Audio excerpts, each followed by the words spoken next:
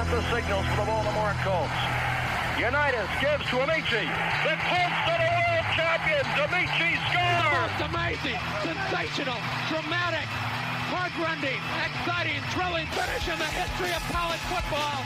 California won the big game. 5 seconds left in the game. Do you believe in miracles? Yes! Unbelievable. This is Phil Steele. This is Mike Burnett. This is Wes Durham. This is Mike Ashley. Hi, this is Chuck Foreman, number 44 of the Minnesota Vikings. Woo, mercy, this is handsome Jimmy Vane, the Boogie Woogie Man. This is Coach Fry with Virginia Tech Football, and you are listening to Big Dog Sports Talk. Are you ready to rock? Are you ready to roll? Okay, let's do it. You're in the doghouse with Rick Watson on Big Dog Sports Talk, presented by Pulaski County Sports and Entertainment. Join us in the Family Fencing Studios and chime in on the McClellan Chiropractic chat line. He's keeping cool with help from Little River Heating and Air, but this show is straight fire. And now, the big dog, Rick Watson.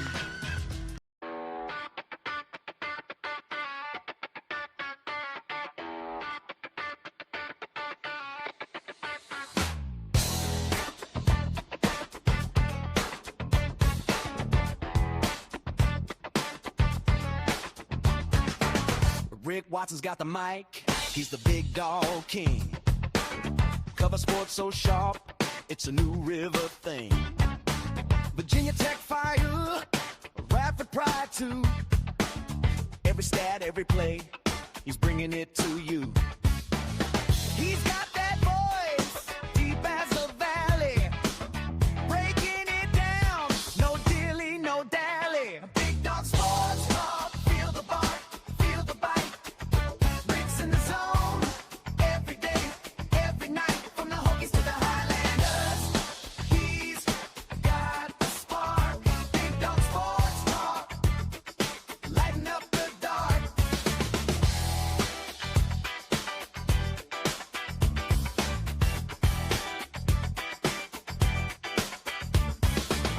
He's got the scoop, faster than a sprint. Calling plays like a coach, every word's a hint.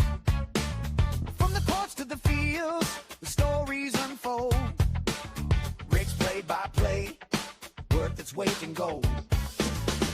With a laugh and a growl, he'll pull you in.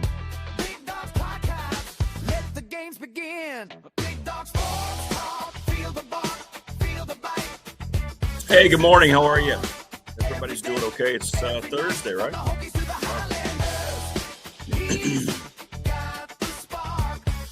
Episode 69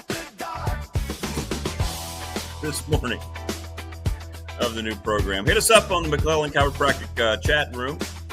Good morning, Stephen. Good morning, Paul. Good morning, Prometheus. You bringer of fire. Jermaine Swish. Morning to you as well. Hope everybody's doing okay. Glad people seem to dig the new song. It's just fun, right? Just fun. Hey, Morris from the Hippo Center Point in Hiroshima, from the Comedic Center of the NCAA offices in Indianapolis, the Comedic Center. BDST is live. Good morning, Morristown. Great shots. He's been on the bullet train out there, man. Seeing that thing run in Japan. Woo. Awesome stuff. Good morning, Opal. How are you? Coming up, Andy Bitter from Tech Sideline. That'll be at 7 o'clock. Mike McGuire, the head women's basketball coach at Radford University, joins us at 7:30. Mike just became the all-time winningest coach in Radford women's basketball history. So we'll talk to him about that and his career and the squad. Megan Duffy, I believe, next week. We're trying to figure out a day. We'll let you know. We'll keep you updated. Give the ladies some love on both of our local programs. Sorry. And Dwight Vick coming up in hour number 3. So another very good lineup for you here on this Thursday. A little warmer this morning, so that's great. Not that bone-chilling cold. And then it's going to be in the 60s as I travel from here through West Virginia this weekend for 2 games up at the Greenbrier, they turned the ballroom into a mini basketball arena. They started doing this tournament about 3 years ago. And there's two different divisions. There's the mid-majors and then the high majors. They've actually got some high majors coming in. There's a Big Ten team coming up there. So, yeah, it's not bad. Thunder says BDST, Yak Sports Sanctuary. Yeah, I was out perusing the backyard before I came on. I didn't see any yaks, Thunder. I did not. I've been told otherwise by the New Salem baseball team. 8 p.m. in Japan. So that is officially a 14-hour difference. Wow, 14 hours. Hard to believe. Uh-oh, what happened at the end of the OKC Lakers game? 121-92, really? I know, Knicks fan. I know. I can't elaborate. Episode 69 sounds like an adult film.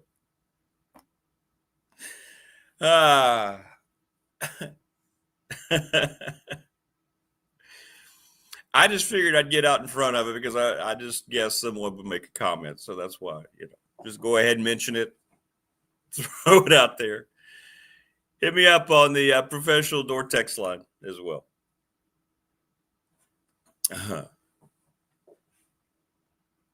That's 391-0788. Also, today, I want to give people, it is unwatchable. I'm with you, Paul. It's bad basketball. I'm just amazed that when I do turn it on, I see all these. There's usually big crowds. I don't. And if you go to an NBA game, which we did last year,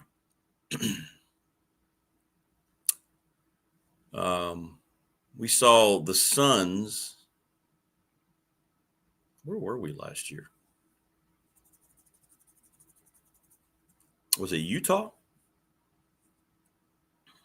I don't know. Anyway, my mind is not working. Now that's going to bug me. Where did Radford play last year?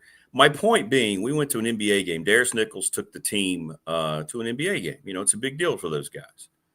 So we went, and there's so much sideshow going on with it. It's hard to – the game is so secondary because of all the things that are going on with it. The game is just so secondary to it. And it's just kind of bizarre when you're at one of those games. It really is. Yeah, we were at Utah. Yeah, we played the Utes, and we went to go see the Jazz play the Suns. Yeah, I thought that was Utah. I just wanted to make sure. So, yeah, we went to Utah, watched the game. It's cool. It's free ticket. So, you go because you want to hang out. Just, it's not very enjoyable. And when you're there, what you don't see on TV a lot, the guys on the bench, a lot of them leave the bench during the game. It's just weird. It's weird vibe. But today I'm going to be down to Dedmon Center, and I'm going to have a lot of the T-shirts that people have already paid for. So if you want to come get your shirt, or if you want to come by Dedmon today and get a shirt while I'm there, I don't mind at all. Hit me up on the text line, brought to you by Professional Door, 540-391-0788. Or DM me, Facebook, Rick Watson, or the show, Facebook. Say, hey, I can swing by there. I will be there today until, around 3:30, 4 o'clock. So anytime, Prometheus, you just hit me up, man, whenever it works. I will be at work around 9. I'll go to lunch about 11:30, be back at 12:30, and then just anytime works for you. Anytime that works for you. And, I have a list, but remind me if you've paid or you haven't, and I'll have your shirt. 2:30, that should work, man. That's good. Oh, yeah, there's no doubt.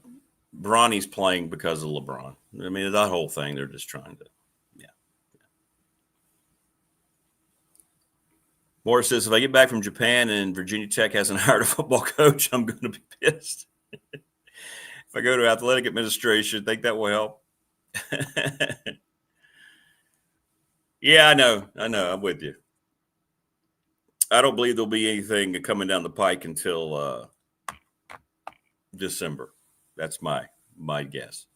But hey, you got the basketball team won again to beat St. Joe's last night, 94-59. Not the same St. Joe's team. They lost a lot, but they're going to be good, I think, long term in their league. They're getting used to one another. And Tech being at home, playing very well at home, coming off the big win against Providence over the weekend. They carried that momentum into Castle last night. They had, I think, 6 players in double figures. 4 are the starters in double figures. And the Hansberry kid, the transfer, had a big game. So, it's a good sign. They didn't really need Nito to have a big game. The depth on that team is developing. And you can just kind of tell when Mike Young was on the show last week. I mean, he's feeling good about his team, and he's not a guy that's he doesn't give a bunch of hyperbole. And when he hasn't, we've had him on the show in the past, and when he hasn't liked his team, he'll tell you, But he kept telling everybody around him, he would wink and he would just nod. He knew what he had. I don't know. It's early, and it's 3 games in, but the potential is there. And I think I say this more out of confidence in Mike. I think Tech's going to be in the top 3 or 4 of the ACC. I think they potentially could be. Now, it has to develop that way. I think UVA is going to be pretty good. We always know about Duke and Carolina hype and all that. I saw Carolina a couple nights ago. They're susceptible to things. I really think they're going to have an opportunity to be – it's early. And you have to be very careful because here's the flip side. Play devil's advocate. This is a schedule that was set up to have success, right?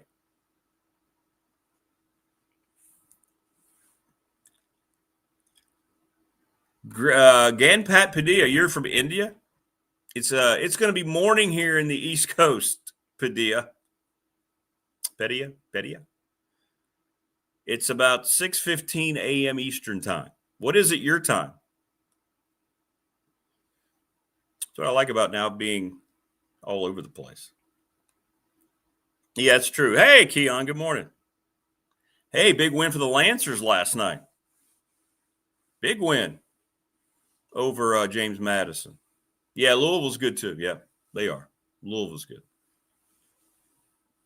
Doing a great job. But this schedule was set up for success. Charlotte coming in. Bryant. Charleston Southern. Really good win against Providence. And, St. Joe's a little different this year than they were last year. But then they go to the Battle for Atlantis. Colorado State's really good. We will play, we being Radford, before Tech plays South Carolina. So I'll give you a nice scouting report. South Carolina is the final game of the Greenbrier tip-off for Radford. They play 2 games back-to-back this weekend, and then we go to South Carolina on Tuesday. Played South Carolina last year. Then you got Mason, Western Carolina. They got a lot of home games. So Mike scheduled for success. Let's just say it the way it is. He knows what he did. It's not like I'm revealing anything. So if you go through Atlantis and you're, unscathed, you got Mason, Western Carolina, Maryland, Eastern Shore, Elon. You hope that's enough to get your team ready for the ACC, because then New Year's Eve is the big showdown with Virginia. But it's a lot ahead. And you've got to just be lucky with injuries. You've got to be, and that's what it is. You talk to any coach, they'll tell you it's just flat out luck. It has nothing really to do with how much they work out. Carolina, you think each of the teams that we've played at for Radford so far have had major injuries already in the preseason. Western Illinois lost a kid that was going to be a starter. Even though it's Division II, West Virginia Wesleyan had 2 kids that they plan on starting that didn't make the trip to Radford. And then, of course, Carolina lost Trimble probably until we turn the calendar over. So got to stay healthy. And when you're bringing a new group together, that's what Mike was doing. He understands the terrain. A lot of coaches are doing that. You're going to schedule for success. Give yourself time to work through things. So we'll see. We'll see how they hold up during the ACC. But they've got enough depth, I think.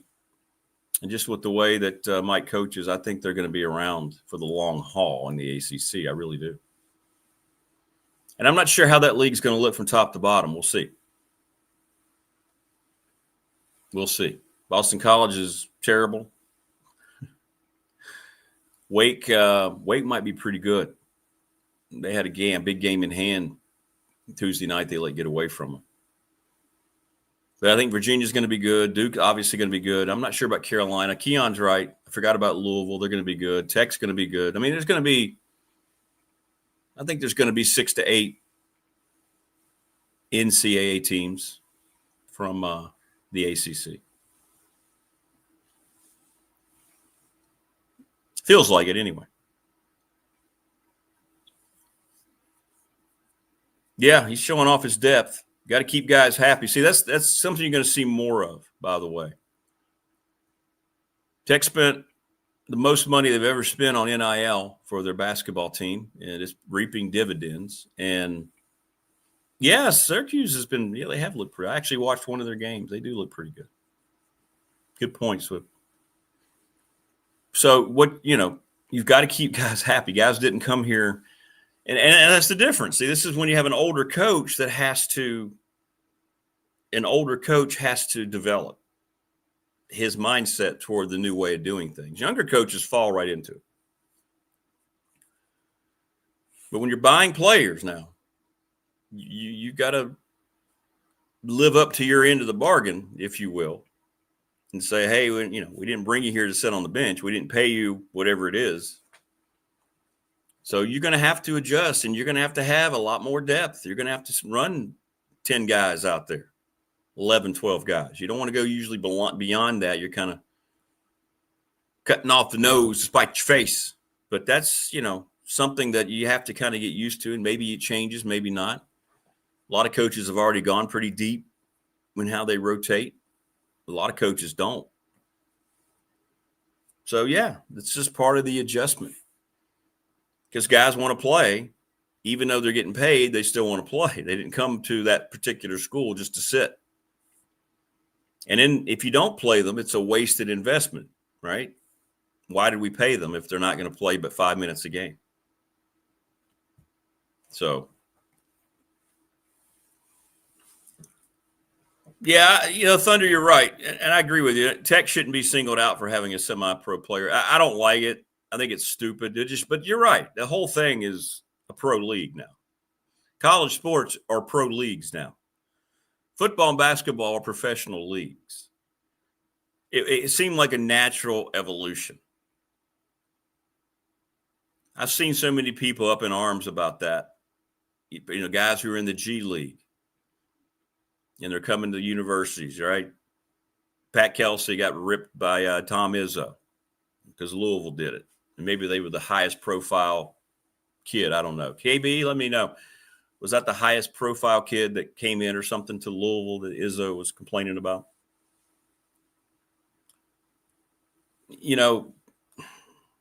Whatever. I mean, are people still that complain? Are they still pretending that it's amateurism? Do we still have that old mindset? Is that what the whole thing's about? That we're just pretending, or they're just pretending that it's still amateurism? That's what it feels like to me, that it's just a big old make-believe world. You've allowed this to happen, right? Because of utter ineptitude from all levels of leadership. And there's one or two things you don't like about the way rosters are being constructed, so you want to make a massive deal out of it. You can't have it both ways. I mean, you just can't. So it is what it is. I mean, it is what it is.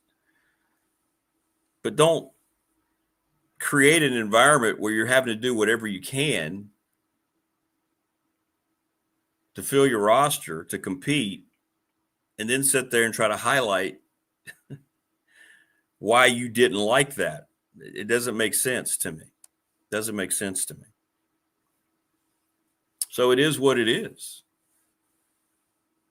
Well, I'll tell you what it is, Prometheus. It's not paying players, and you're right, the current setup is worse. It's the fact there are no rules in place before that started being implemented because of the lack of leadership. The fish rots from the head. All right? So that, to me, is where we are on all this. For instance, if they would have done this the right way many years ago and had rules in place, then none of this would have happened.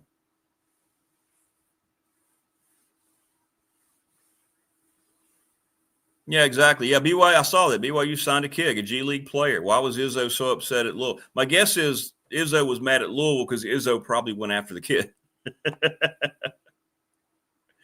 Right? But they didn't have anything in place, and now it's just a free-for-all. It's an absolute free-for-all. So there are no rules, no limits. Nobody has to report anything. Typical, right? From people who are making a lot of money who didn't do their jobs. I see it every day in athletics. So it's not about them getting paid. It's just that there was no plan in place to pay them. There was no structure. There was no, if you will, salary structure. No salary cap. It's just they're so afraid because they know that they're going to lose their arse if they get into more lawsuits because the NCAA is going to lose every lawsuit. Every one. And I'm with you. If it's 100% different. I'm telling you, I've sat down for the 3 Radford games, and it's not the same. It's not the same. You're sitting there watching guys that are at the school, and this is true everywhere, primarily because of what they were paid. They didn't choose the school because of the area or because of the school. They or for really educational value. They're doing it strictly for the money, and it is different. It's much, much different. But I find myself falling under the like some of these coaches, veteran broadcaster guy has to figure out a way to adjust, and I have, once you sit down and start calling it, it's still doing the same thing. Paying the players didn't make it worse. It's that the leadership, they're the ones that are responsible. It's not the players' fault. It's the people who were supposed to be in charge. It's their fault because they didn't do a damn thing. And then you had people trying to get ahead of other people, right? Other schools, other conferences trying to get ahead of the game. So they're going to implement their own things. Nobody else has their own rules. Oh, we're going to do this. We don't care about them. We're trying to get ahead of it.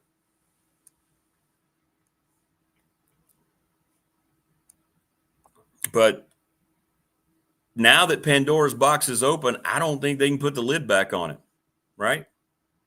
I really don't. I don't think it can happen.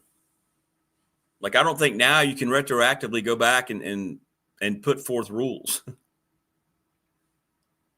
got to love this, by the way. Speaking of rules, and I'm not saying they didn't deserve it, but Michigan State got hit with a 3-year probation for violations during Mel Tucker's tenure. What a disaster that was. Anybody with 2 eyes could have seen that wasn't going to work. So they have to forfeit 14 wins, vacate 14 wins from the past 3 seasons. 5 wins last year during Jonathan Smith's first year. It was 3 players who are no longer with the program. So Michigan State loses 14 games. penalized $30,000 plus 1.5% of the football program's budget. Last year, that budget was $59 million. And they're going to face,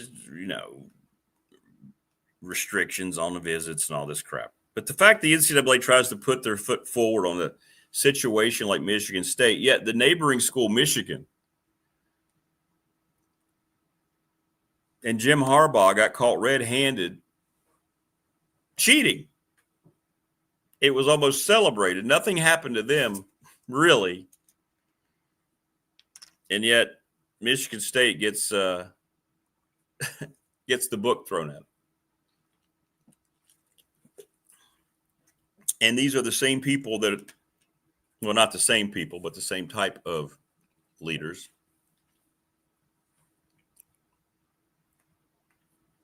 in the NCAA now. I mean, I'm not even sure why we have compliance anymore. I really don't. I mean, your first comment from most of these players at the higher levels when you're making contact with them is coming from their own agents. And that's where we are.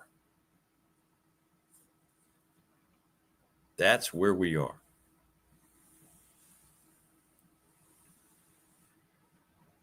It's frustrating. It's frustrating. But anyway, hit me up today at Deadman if you want to pick up your shirt. I've already loaded them. I really appreciate everybody who has already bought shirts. And it's fine if you want to pay me in person. That's when you come pick it up. Whatever you want to do. But I'll do it today. I won't be doing it tomorrow. And then when I get back from South Carolina, we can do it next week. Yeah. When's the last time you heard a player suspended for academics? That's a good question. That would take a little research, but you don't hear it, do you? You really don't. Because that's not part of it. These guys that are coming in, all they have to do is have a certain GPA. What is it? Usually a 2.0. You get through the first semester. It doesn't matter what happens in the second semester because their seasons are going to be done. And the high percentage of these kids are going to be one and out all over the country. So that's just what it is. So on the professional door text line, people want to see the shirt again. Here we go. Here's the back. Here's the back of the shirt. And then in the front, we have the secondary logo, and that's it.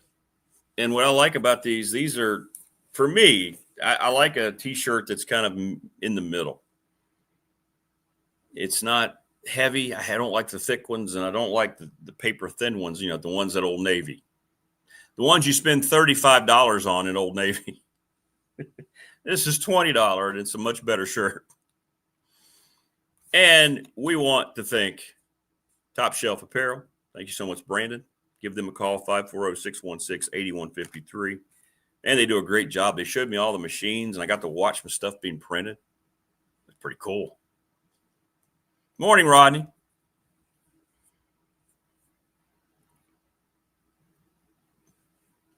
I think Summerall to Auburn feels like it's gaining some traction. Yeah, that's one of the guys on Tech's list. So that kind of feels like that might happen. Reading some of the tea leaves and so forth. Yeah, that could happen. That would be a really good hire for them. He would be a really good hire for Virginia Tech. I think he's going to be a good P4 coach. I want to thank Family Fencing, Jason Green, sponsor of our studio, 540-200-8294. And they're going to work through the winter. And really, the winter's one of the best times if you're going to have fence work done because you're not doing anything in your yard. There are no projects. And they can come do what they need to do. There's never a mess.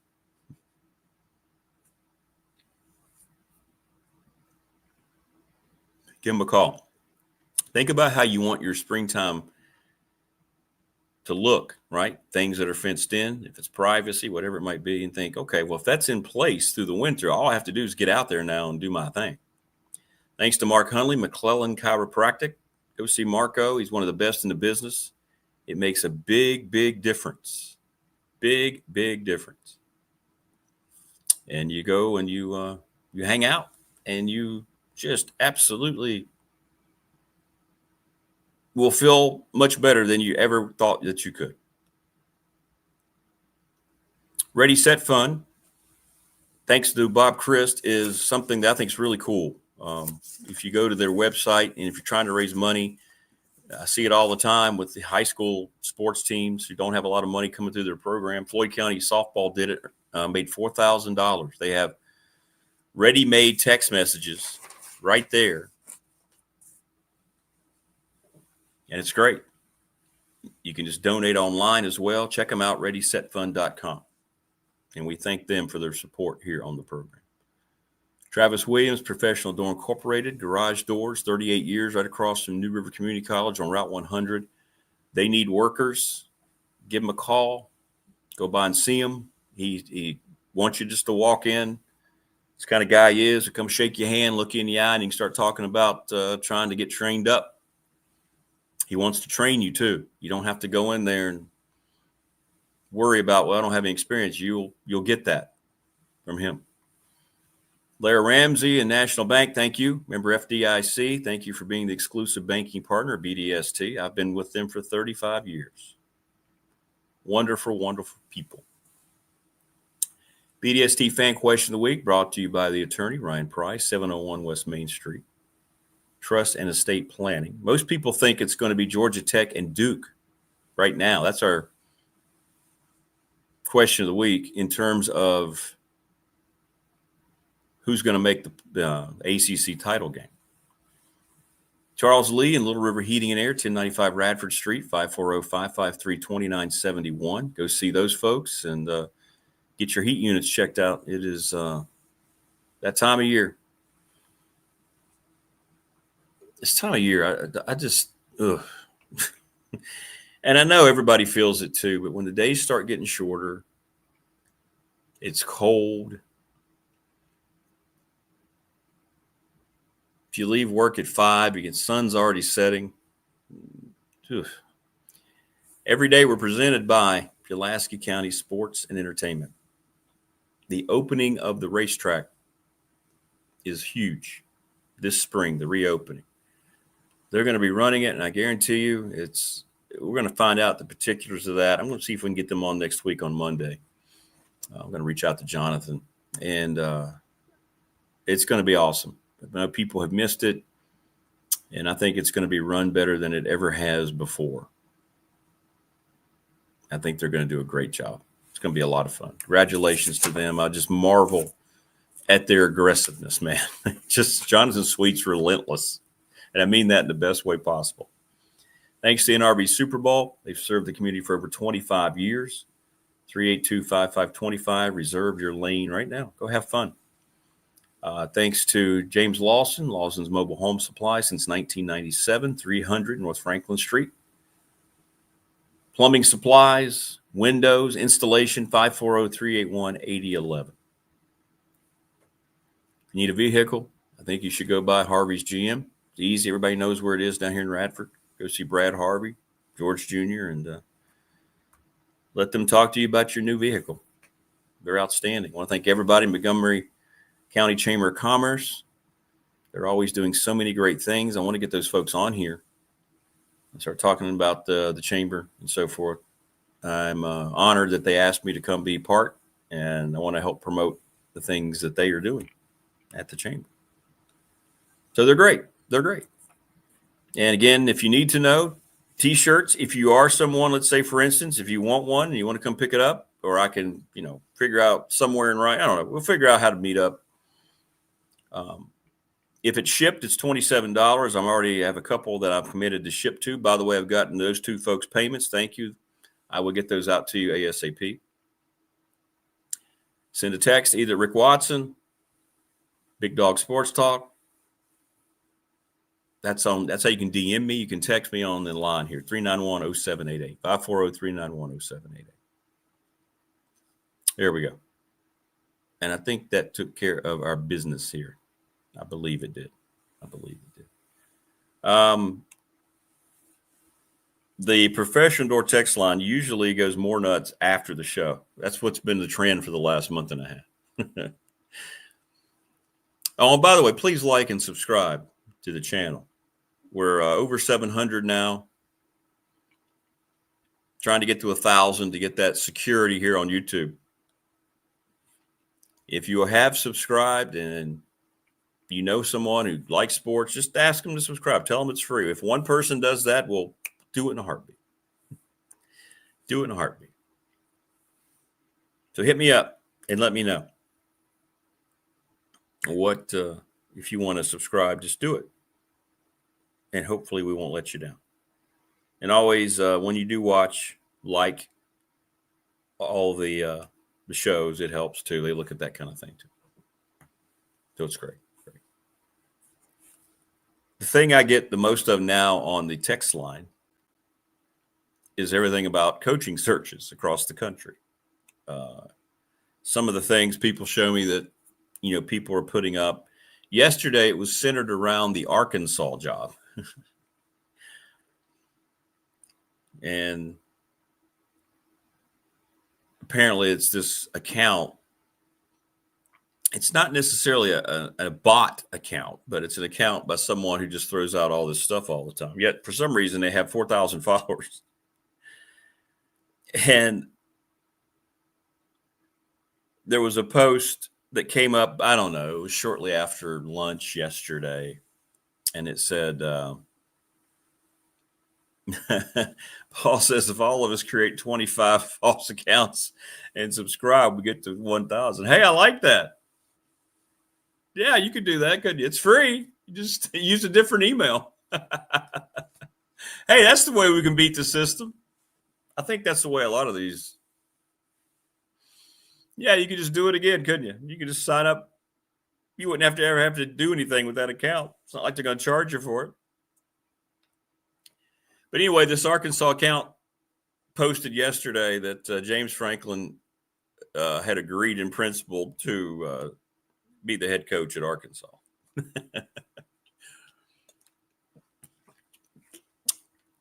And it was amazing to me looking at the comments, just like I look at the comments when somebody posts something about Virginia Tech.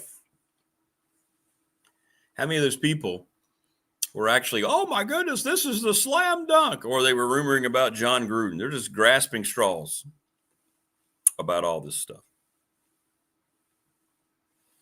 It was Arkansas Razorback recruiting updates. She said, or it said, hey, Arkansas will hire James Franklin as the new head coach per a source inside the athletic department. Unless something falls through last minute, the hire will be announced in the coming weeks. And yeah, I looked it up, and the guy's got like 4,000, 5,000 followers. Whew.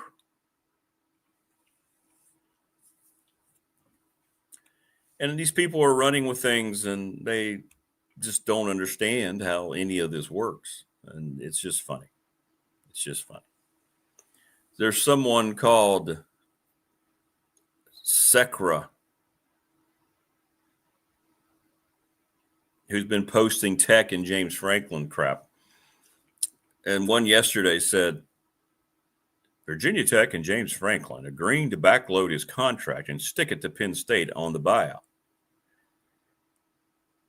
There are laws against that. That can't happen. So then again, somebody's just, I don't know what people's motivations are. They clearly have no clue about any of it. And I guess they're just trying to see that's what they do. That's what they do. Hey, Carrie, welcome back. You've been with us all week. Welcome. We have good peeps here.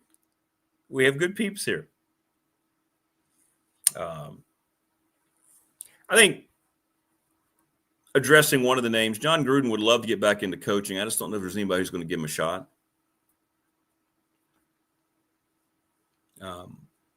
I think Arkansas is going to be more attractive than people might think of the SEC jobs because they're going to put a lot more money in the NIL. They've kind of announced that already. And when they're out vetting coaches and they want to do interviews, if they want to talk to people, they're telling them, hey, we're going to really step it up. You saw yesterday there's going to be one guy off of the market soon. It's going to be Jeff Brom. On three Sports, who's very respectable and is an official source, Louisville's working on a contract extension to keep Jeff Brom with the Cardinals. And that's really cool. Really, really cool.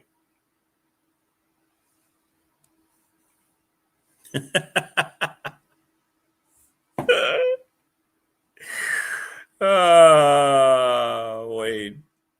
He sent a picture called Caught You. It's me and Selma kissing. Well, we get that all the time. The paparazzi just follows us around. And I don't know how much of it's for her, how much of it's for me.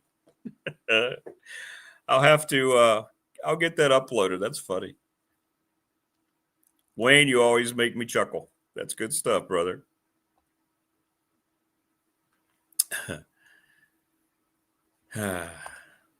But anyway, so Brom's getting ready to get a big extension, and that's because, something we mentioned about a week and a half ago, he was legitimately tied to the Penn State job, so here's Louisville stepping up. So he's going to be done, and he'll be one guy off the market. And Penn State,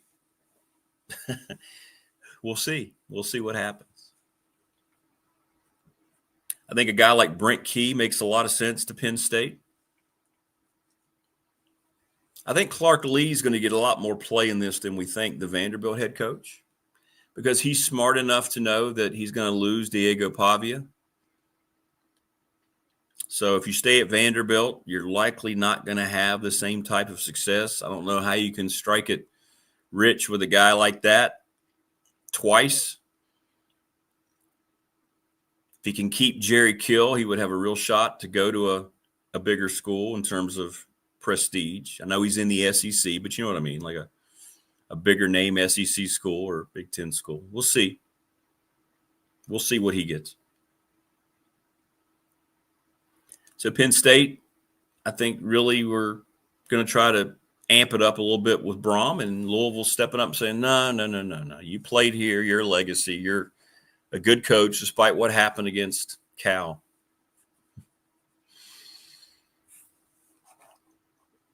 They don't want to lose their own guy. And Brom knows that he's going to cash in on this, and he's going to probably announce very soon a massive extension.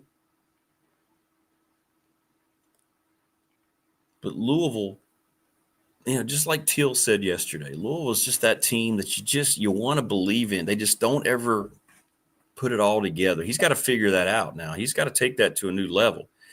He's going to be earning big bucks coming up. He already is, but he's going to be earning even more. So it's time for Brom to figure out why his alma mater can't get out of the mud and get to the next level. They do this almost every year. They don't usually have expectations like a Miami, who definitely do this every year. That you can't lose that game to Cal. You can't. You just can't.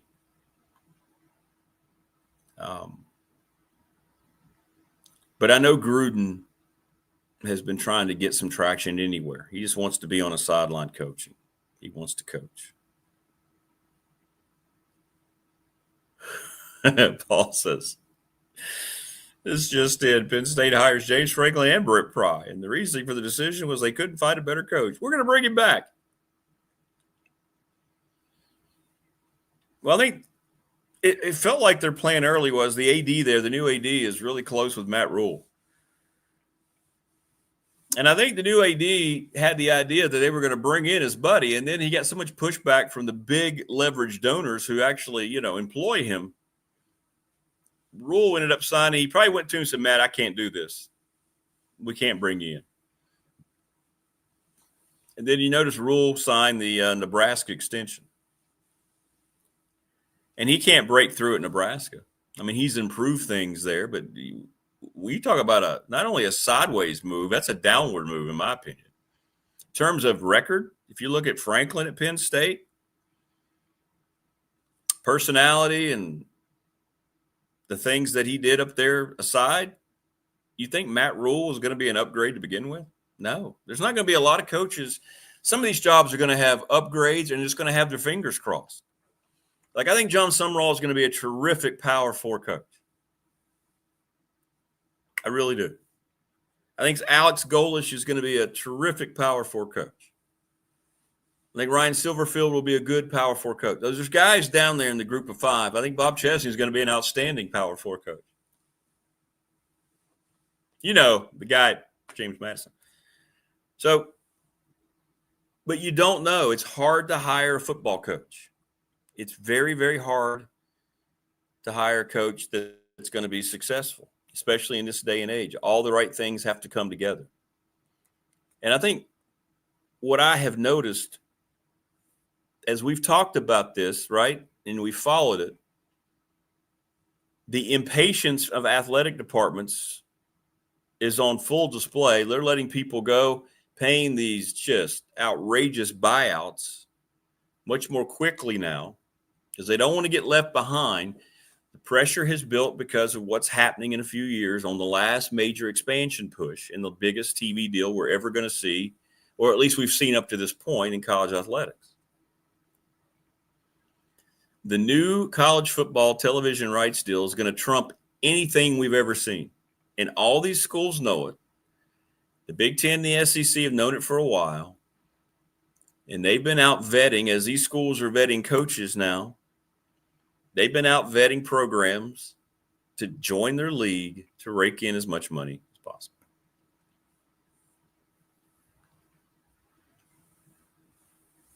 Hey, Carrie. Yeah. Said hello earlier. I'm very glad you're back, Carrie. Very glad. So there's impatience there. And you're firing people. But at the same time, the understanding that it takes a little while, it doesn't change. I guess the thing that I battle with is, and let me ask you, you're very smart. We learn. Matter of fact, my column this week, Big Dog Barks, every Friday in the Patriot, published by Mike Williams.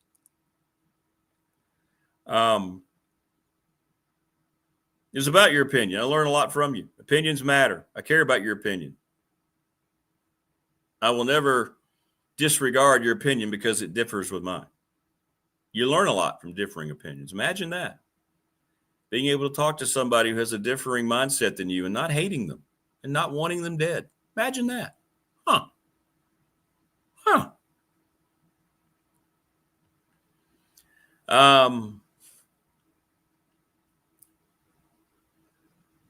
It still takes a while for a coach to come in and implement his program and win, right?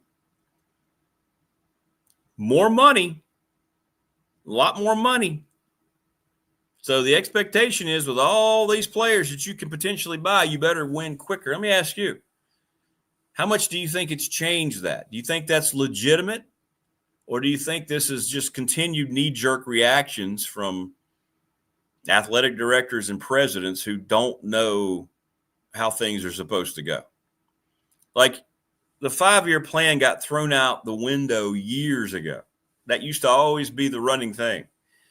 It'll take about 5 years to get the program up and running again, and then we're going to be ready to go. If we don't have it up by then, you can let me go. Well, no. Now it feels like even 3 years is becoming almost too long. Just look at the actions of what's happened across the country. It's not really speculation. You just look at what's happened. But all you're doing, if you continue to turn over a coach, is you're paying lots of buyout millions, and you're back in the same process. Okay, now we have to go find a coach again. It's a fine line. That's why you have to get the right guy. As long-term as possible.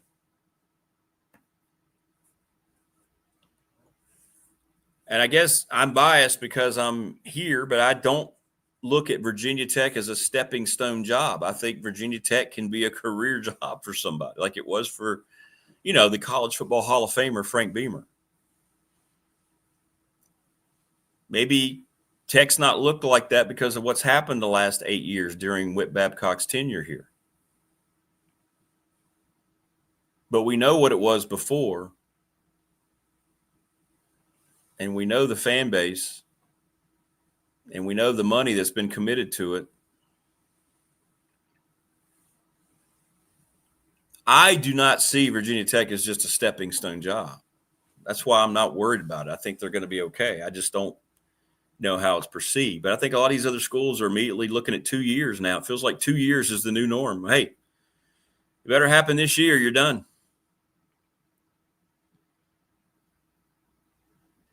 I mean, James Franklin was not even a full season removed from the playoff, and he got fired. It was for different reasons, clearly, than just football and losing big games. But nonetheless, what's Penn State going to do? How are they going to sell their biggest donors and their biggest fans?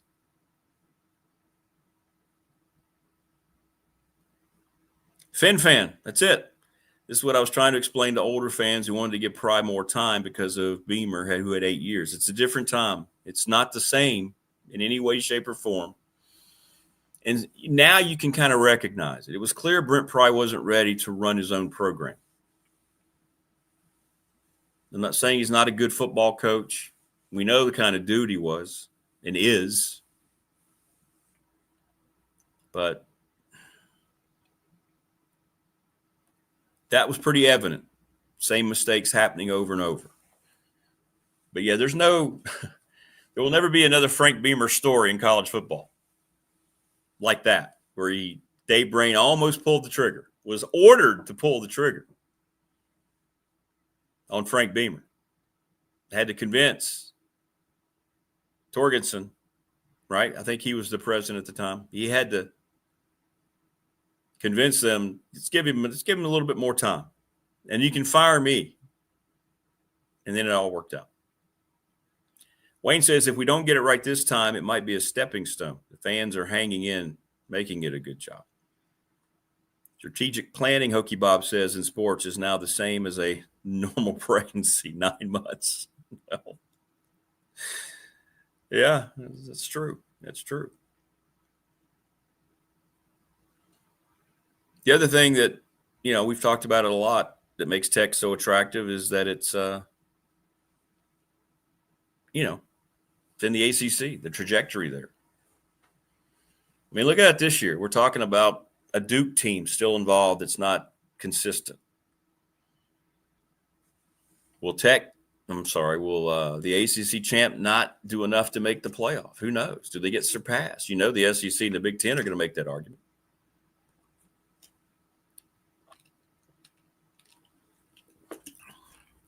David Teal was talking about that yesterday. To me, it's ridiculous, especially in the expanded playoff. If you're a conference champion, you're in, right? But you see, that's because the alliance is controlling everything, the Big Ten and the SEC.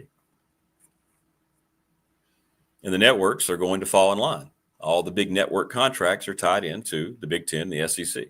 Fox, NBC with the Big Ten, and, of course, Disney with the SEC. Yes, I know they have the ACC, but they don't. Disney and ESPN treat the ACC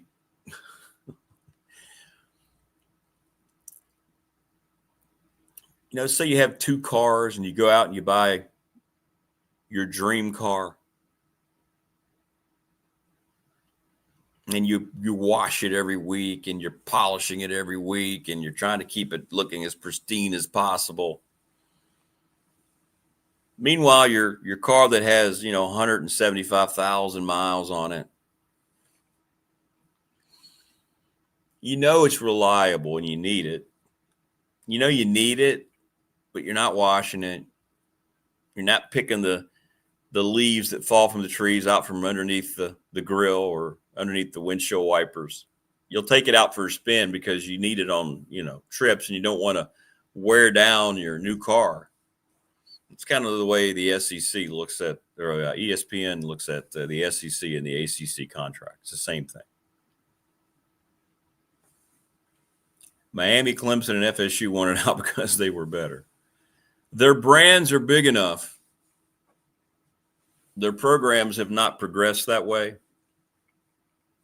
But the one thing they are correct about, along with UNC, they are the 4 brands that is highly regarded by the other 2 conferences. And say it for what you will, Florida State, it's doing it again this year. They get more eyes watching their games, even though they're a failed program under Mike Norvell, and he's going to lose his job. People still watch Florida State games more than anybody else in the conference, even Clemson. And that was what they were basing their whole premise on when they did this whole embarrassing going to sue and all this kind of stuff. They've gotten quiet, though, to your point, Wayne. They don't say that. They're not talking that right now. After they got left out of the playoff, 2 wins last year, now they're faced with firing their coach, going to have to pay a big buyout. Who are they going to get? It's an attractive job, and that's what Florida State knows. Every bigger name that's out there, it's going to be on the market, will take the time to check out the Florida State job once it comes open, if they haven't committed anywhere else.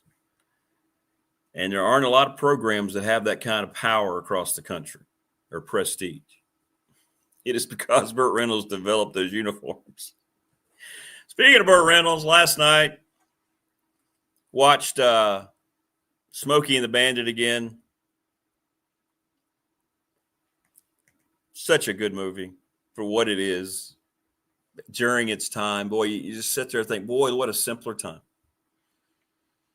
They debuted that version of the Trans Am when he backs it out of the snowman's rig. It's where he and Sally Field met. They had a tumultuous 5-year relationship. She was, I tell you what, man, she was low-key smoking too, Sally Field. Eastbound and down. Yeah, but at the beginning, it was westbound and down. Remember, they left from Georgia to go to Texarkana to go get the cores because it was bootlegging at the time. You couldn't take it east of the Texas line. So at the beginning of the first song, when they head out, he gets the snowman up. Jerry Reed, by the way, wrote the music for it. It was westbound and down. You see, they went eastbound and down when they were taking it from Buford T. Justice and his son. Coming up a little later on, Mike McGuire, the head women's basketball coach at Radford University. And, of course, Dwight Vick joining us now from Tech Sideline, the senior writer, Andy Bitter. What's up, AB? Good morning. Not much. How you doing? Hey, we're hanging in there, man. You a big Smokey Bandit fan at all? I haven't seen it all too much. I did know that I covered the Lynchburg Hillcats for about 4 or 5 years. And without fail, every single game they played Eastbound and Down. I mean, it's a great song, but you hear it 300, 400 times. It's a bit much, maybe. Why would they play? Just like in between innings and things like that? No, it was like they're like when people were leaving, like the end of the game type of song. So that's cool, though. That's cool. Well, it's they're no Ridgeacks, but anyway. Let's go to the Sox, the Salem Sox. Like, come on, the Red Sox. That was so lame. And at least it's something unique to the area now, and nobody else is called the Ridgeacks. No, I'll say that much. Very true. Very true. The Yaks. I mean, you got a short one. It's a perfect lead for when the bullpen really yaks up a lead at the end, or I don't know, a thirsty Thursday gets out of hand and some people in the crowd. Ladies and gentlemen, they're yakking. Endless possibilities of what you can do with that. Very true. Very, very true. All right. So here we are now, another week. Still nothing really churning, at least forwardly, with the Tech situation. What's the latest? What are you hearing? I think they're still trying to push this deal over the finish line with James Franklin. It's my best guess on this whole thing, or my best estimation of it. I said a couple weeks ago that it would be very early in the process for them to finalize a deal. I said it again last week. It's still true today. I mean, this would still be early. I think you're getting in the range where it wouldn't be shocking if something happened now. But, when this first came up and it was like before Halloween, that would have been shocking if you signed something that early. So yeah. It's getting to the point where it could happen, I think. But, these contracts, there's a lot to them. And we'll see here. I don't want to say that like he's definitely going to be the coach, because I'm not naive enough to think that these deals can't fall apart at the last second. But I'd still, of all the coaches out there, I think he's still the most likely to become the coach here. Do you think we're going to see an adjustment? We were talking about that a little while ago with the impatience of these departments. Back in the day, it was a 5-year plan that went out the window years ago, especially now with the NIL, and these schools create these openings. They're paying these large buyouts, and who knows if they're going to get somebody in there that's going to excite the fan base. You think this is going to like adjust itself at some point, or is we just going to continue to see this mega impatience? I don't think the impatience is changing, especially when you look at the tools that these coaches have to turn things around quickly. These are year-to-year rosters now. You can bring in 40 transfers. Yeah. There's really no limit to the transfer. You can bring in 50 transfers if you want to. You can remake an entire roster. It used to be, the coach comes in, it's going to take him a couple of recruiting classes. Those guys have to develop by their junior year. The first one's sort of a wash too, because the coach comes in, you don't even have a chance to put your stamp on that recruiting class. But now you come in and you can get, 15 starters in the portal. You should be able to remake a team a lot quicker. So I understand the impatience. I think I would urge fans to have some patience, because it is still tough, even if you bring in a bunch of transfers like that. But the tools are there to do it quicker these days. So saying that you have to wait 5 years to see if you've got the right coach or something like that, I used to think that was the right way to think about this, but now I think if you're not seeing progress after 2 years, 3 years, I think you can pull the plug on these guys pretty quickly, because I think maybe don't give them a 7-8 year contract though, if that's the case, because that's how you're on the hook then for $60 million, wherever you see some of these buyouts out there. That's what I think will get adjusted at some point, right? The buyout money. I've never understood it. I still don't understand it. You have professional sports agents negotiating against, athletic directors. Are they that stupid? They're just not equipped. I mean, these sports agents do this all the time, and these athletic directors, I mean, it's becoming more of a position where they're coming from a business side, or like, CEO type thing. And, they've been in that the whole time, but for a while, they're just like old football coaches. Right. I mean, how often did you see that Barry Alvarez or something like that promoted from football coach to oversee the entire athletic department? Right. I don't think that's the guy you want negotiating those contracts against Jimmy Sexton. I mean, that's a mismatch. That is a very big mismatch. So, and then sometimes I think these schools just can't help themselves. And this is the only coach that could ever lead this program. It's like, no, that's not the case. That's not the case. Like, call their bluff every now and then. I think, maybe they need better poker players as the ADs on this stuff. You need to sniff out a bluff a little bit better. Yeah, no doubt. Well, Tech's heading to Tallahassee. You heading out tomorrow? You guys flying out tomorrow? Hopefully. Flying. We'll see. I can't tell with all these cancellations what's going on. And it says my flight is ready to go, so we'll see. They're flying to Jacksonville and then driving over, and it's going to be a long night. Like 7:30 game at night. So I'm going to cover the game, then drive back to Jacksonville and just go straight to the airport. Yeah. Because, we get an hour of sleep before I get up for my flight. So I'm going to be dead tired on Sunday. Let's put it that way. Yes, you will.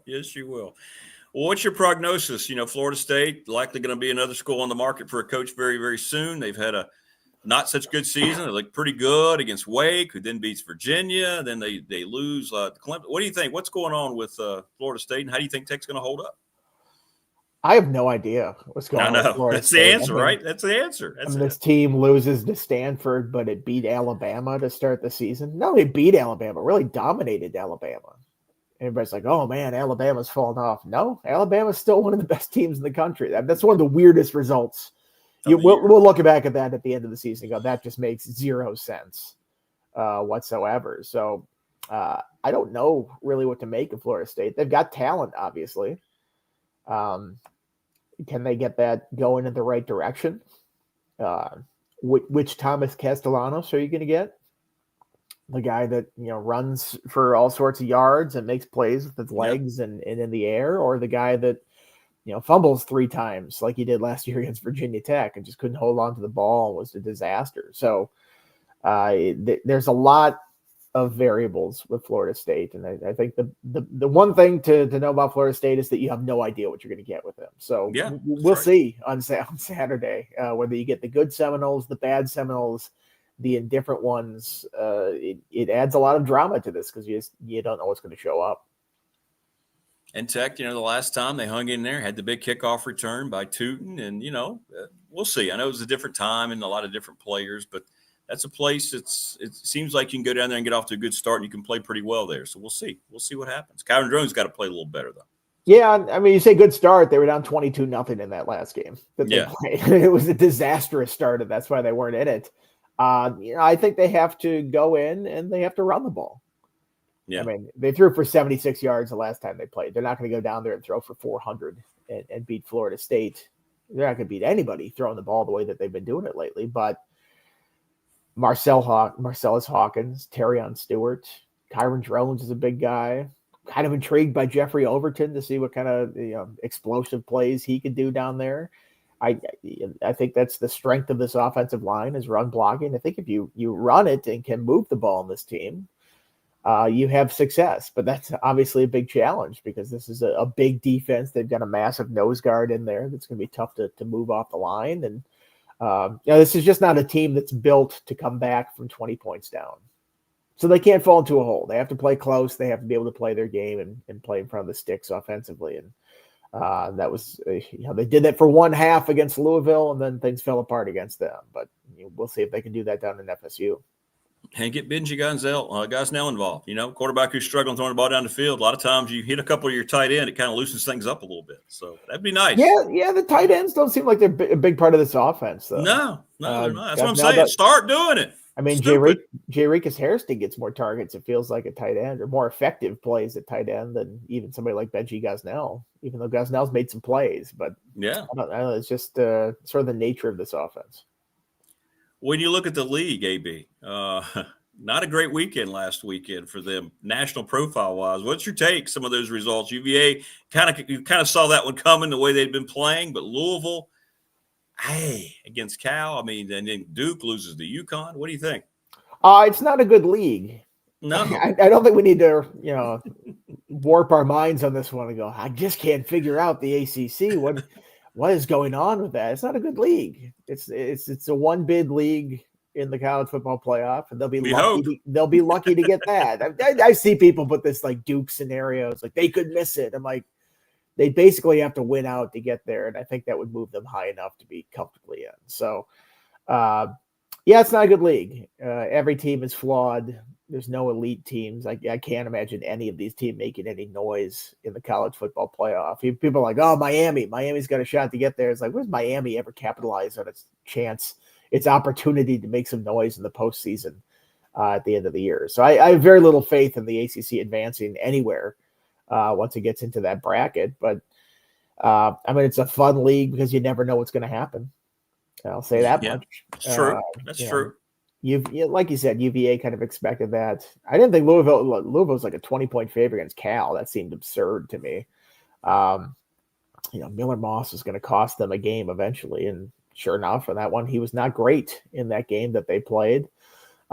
Duke losing to UConn. I mean, UConn is better than I think people give them credit for. They are. They're not as bad as they were 3-4 years ago, but that's still not a great result for the conference. But you go into this week, you're like, who's going to mess it up this week? Miami's a 14.5 point favorite on NC State, and that game would scare me to death if I were the Hurricanes. This chaos agent, the Wolfpack, like goodness, don't be a 2-touchdown favorite against them. They'll mess you up if that's the case. Now, if they're a 10-point favorite, I would not trust them in the least, but that's this league. Weird results all the time, and I guess that kind of makes it fun. Yeah, you're right. Fun, but it also makes any potentially job openings a little more attractive because that's hey, you can come in here and have some success in this league, right, if you do things right. So success maybe, but I think if you're looking at it from a college football playoff perspective, you're going, I have to win the league to get in the ACC. Like the league's just not good enough to get more than 2 teams. Absolutely. It was kind of fluky that they got 2 teams in last year. You go to the SEC and you go, I could be 5th place and not even make the championship game and probably get a bid. Big Ten, I think you can think the same way. So if you're James Franklin and that's the driving force between Virginia Tech, Arkansas, which one do I want? People are like, well, Virginia Tech has an easier path. Well, Arkansas probably has an easier path to the playoff, even though it's up against all that competition in the SEC, because there's a little bit of margin for error for getting there. So, but that's just one thought. I mean, there are all sorts of variables and factors that people would consider. What'd you think about the Big Ten's punishment of Michigan State yesterday? Mel Tucker and so forth. It seemed excessive. If you're a Michigan State fan, you're going, Michigan gets nothing, basically. Nothing. Yeah. And we get this. It's just one of those. I saw somebody put the quote. What was it? The Jerry Tarkanian quote on Twitter. It's like the NCAA is so mad at UNLV that it just punished Eastern Kentucky or something like that. I first of all, it's amazing to me that there's even still enforcement. Like what? There's still Like I thought that all went out the window. I know. You couldn't punish, North Carolina for fake classes for 2 decades or whatever it was. And it's just shocking me that there's even still enforcement on this stuff. But yeah, I guess they're still doing it. It seems inconsistent, and that's always been the criticism of the NCAA about how they dole out this stuff. But no rhyme or reason to it. I don't really understand it. I don't either. And to your point, I don't either. I don't know. Why do we have compliance? Why do we have these things now when it just seems like it's no hold barred anymore? I don't know. That's a good question. I don't know. I don't know who are the NCAA now? I don't even know. It is and always has been the schools, which is why there's never any punishment with real teeth. They're like, we want rules, we want punishment, and then they put out an actual punishment. They're like, well, not like that. We don't want you punishing us like that. We meant you punishing other people like that, not our team. Well, we'll see what happens going down the road, and I hope you have safe travels. And I hope you get a little more sleep than an hour. That's going to be. But at least you sleep on planes very well. Are you good at that? Sort of, but it's not a long flight. It's not like I'm going to get into some great slumber there. So I think I'll get back home on Sunday and just absolutely drop and be done. And be done. Yeah. All right, man. Well, safe travels. We'll be following you on X, and have a good time down there if you can. All right. Sounds good. All right. Thanks, AB. Be good, man. Andy Bitter joining us on the program. Yeah. NCAA inconsistency there. Hit us up in the McClellan Chiropractic chat room, whatever might be on your mind. Hope everybody's doing well, wherever you might be here on this glorious. What is it, Thursday? It's Thursday, isn't it? Yeah, it's Thursday. Lose track of the days sometimes. All right, let me make sure I get this right here. I got to make sure I send Coach McGuire the right email address here. Hit us up. Your thoughts there. Andy's still saying it's going to be James Franklin in Blacksburg, or at least he thinks it's going to be James Franklin. When I'm entering a new email here to the system, it makes you go through about 5 different ways to make sure that it is accurate. So, boom, we'll send that and see how it works. And then the guest will usually let me know. And tell me, "Oh, I didn't get the link. I didn't get the link."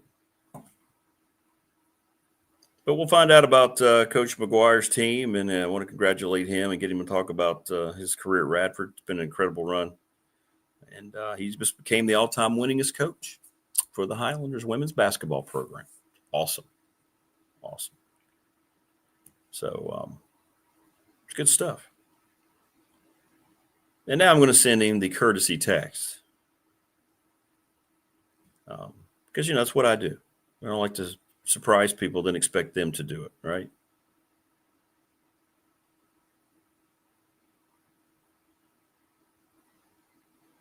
Just sent you the link for the show at 7:30. See you soon. There we go. Now we're cooking with grease. Dwight Vick, by the way, at 8 o'clock. We'll get his take on all these things that are going on.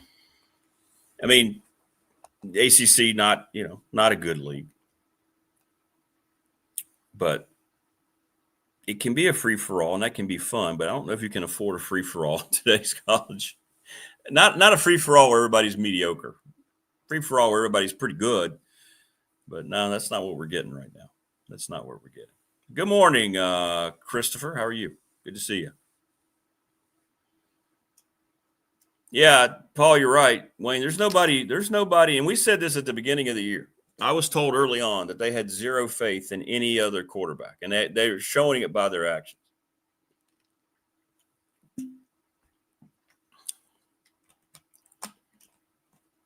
I mean, I'm not saying drones is the solution, but at this point, with 3 games left, they're going to get their money's worth out of that investment as much as they can. And it comes down to that decision. People don't want to talk about it, but you paid him $1.5 million. You're going to sit him behind a guy not making that? I mean, they're not going to do that. We're just not going to do that. Has he lived up to it? No, he hasn't. Is it all his fault? No, it's not all his fault. He's got a porous offensive line basically since he's been there.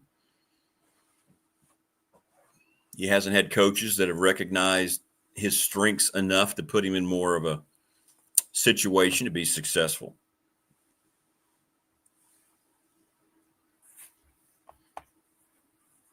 But a lot of it's on him.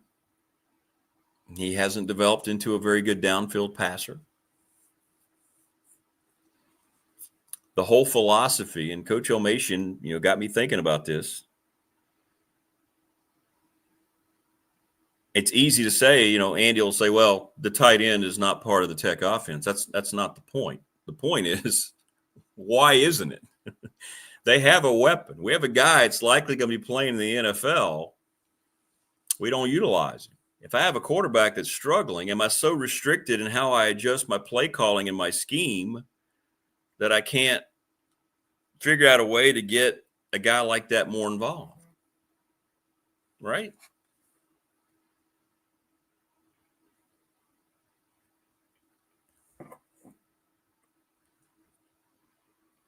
I mean, can you not adjust to that? I mean,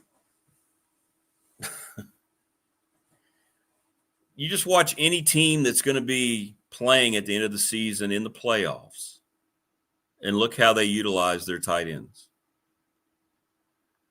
Why do you intentionally exclude a weapon to stretch other defenses in your scheme? Why did Tech have 2 folks running their offense that don't have a belief in the tight end? I don't understand that. When Frank Beamer was the complete opposite. You can go through. We're going to talk about this with Dwight because I want to get his take on it. Look at all you can go through all 10 of your fingers, including your thumbs, and come up with great tight ends under Frank Beamer. Yeah, I think he could have gotten paid. There's no doubt about it. If Filmation can watch film and go, that guy's an NFL player, you don't think there are other coaches that go, boy, Tech does, they don't use that guy at all. Right? Right? Crazy. Just crazy. But it's something to think about as we go forward. So Dwight will join us here coming up in just a little bit. Joining us now on the program, there he is. He is the head women's basketball coach, the all-time winningest women's basketball coach at Radford University, Mike McGuire. Coach, how are you? Good morning. Good morning, Rick. How you doing? Good to see you. Doing all right, man. Thanks for coming on. I appreciate it. Yeah, I appreciate you having me on. It's good to be on and be a part of the show. Well, let's talk about it first and foremost. I know you've done it a while, and I know you're a very humble guy, but, man, congratulations. That's a lot of grinding. That's a lot of games. That's a lot of wins for your program with a lot of different coaches on your staff and a lot of different players, man. The program has been a huge success. So congratulations, man. Well, I appreciate that. It means a lot coming from you. It's been a special couple of days. Some time to reflect, just being a Division I head coach for 12 plus years is a blessing. It's I think the way the landscape's changing now, if you can be in one spot for a good number of years, that's right. It is special. Very fortunate to be here. You're right. I've worked with a lot of fantastic student athletes who were very committed to our vision here. They trusted me to help them while they were at Radford, and I've had some phenomenal assistant coaches, as you know, that I have several doing great things at the Division I level at other institutions now, and I've got a very supportive wife. She's in this as much as I am, and she's probably more competitive than I am. So when you have support at home and from family, that kind of drives you as well. So it is a team effort. It takes a village. And I think the other thing is just, Robert's belief in me over the last 12 years. We've had some highs. We've had some bumps in the road, and he's stuck with me. And I really appreciate him a lot. Well, I know you're excited about this year's team. I know in past years, recent years, not all years, but recent years, you haven't had enough size. You've talked to me about that. Boy, you went out and you addressed that. I watched your players come through. I'm like, man, they're going to be a problem in the conference. You found some size, didn't you? We did. It's something we really took the time to evaluate probably a year ago. Was we like the talent at the guard position, but when you look at things on the defensive end and rebounding and rim protection, we needed to get back to where we were, probably 4 years ago when we were really close to a championship. We're at a championship in 2019, and a big part of that was the size at the wing position and the post position. So we do have a lot of depth there. We actually have 4 centers this year that are at least 6'2", so there's quality depth there. A few are young. So you add those kids with 8 returning players. So we didn't lose anybody from the transfer portal, which was a huge success for this year's team. So the balance and the blend of newcomers and returners has been strong so far. You could feel that in summer school. So it's been a good group, but we are bigger. I think we're more athletic. I think this team so far looks like it could be one of the deepest teams I've had here at Radford. So very excited about that. And here we are, the first couple of weeks of the season, and it's such a marathon, the journey to get to where you need to be when conference play starts. Try to remind people they get all excited about results or they get down on results this time of year, and I think that's the wrong mindset to take. How's the team developing? You have a plan. You schedule always very difficult games. You want your team to be exposed to as many different things as they can because who knows what you're going to see in the conference. So you just talk about reminding yourself after all these years, right, that this is a marathon. It's not a sprint to March. Yeah, you're exactly right. That can be a slippery slope if you're focused on results only. You have to really evaluate what your team needs, really on a day-by-day basis. We've jumped into this season pretty quickly. We had 4 games in 8 days, and really proud of how the team has started this season. We're 2-2 and probably had a chance to upset Wake. That was a close game. And we just fouled them too much and lost by 7. And we've won our first 2 home games, so I think we're on track right now, to be honest with you. So it's a good start. We have Virginia on Sunday, who's probably the best team on our schedule. So 3 of our first 5 are ACC opponents. So we've thrown this group into the fire. But you're right. After that, we're we're into a lot of high-quality mid-major games. That should be great. We have more games in the Devon Center and non-conference we've had, I think, since I've been here. So there's some great opportunities for our program. But you want to expose your team to a lot of different things and prepare them for Big South play. I think the Big South race is going to be wide open, which is exciting. So, the non-conference is going to be pretty challenging this year. This is the most non-conference games I think we play. I think we have 15. So it's a lot. So that is a lot. We have to stay the course and make sure we're getting better every game. So this group is very invested, and they're exciting to work with. Mike McGuire joining us here on the program. He's the all-time winningest coach at Radford University women's basketball. That happened, by the way, this past Tuesday, Education Day, and boy, I always enjoy it. I think it's great. We bring in so many youngsters from all sorts of the school systems around the area. We had, over 2,000 kids there, and they screamed. They were involved. This year felt a little more special. You and I were talking yesterday. Yeah. They were really into the game, and they were responding to the music cues. It wasn't like they were just there, at an event. They were really into the game, I thought, on Tuesday morning. Oh, it was a great group of kids. I had a blast with them. But you're right. We were talking the other day in the office, just the atmosphere, the energy.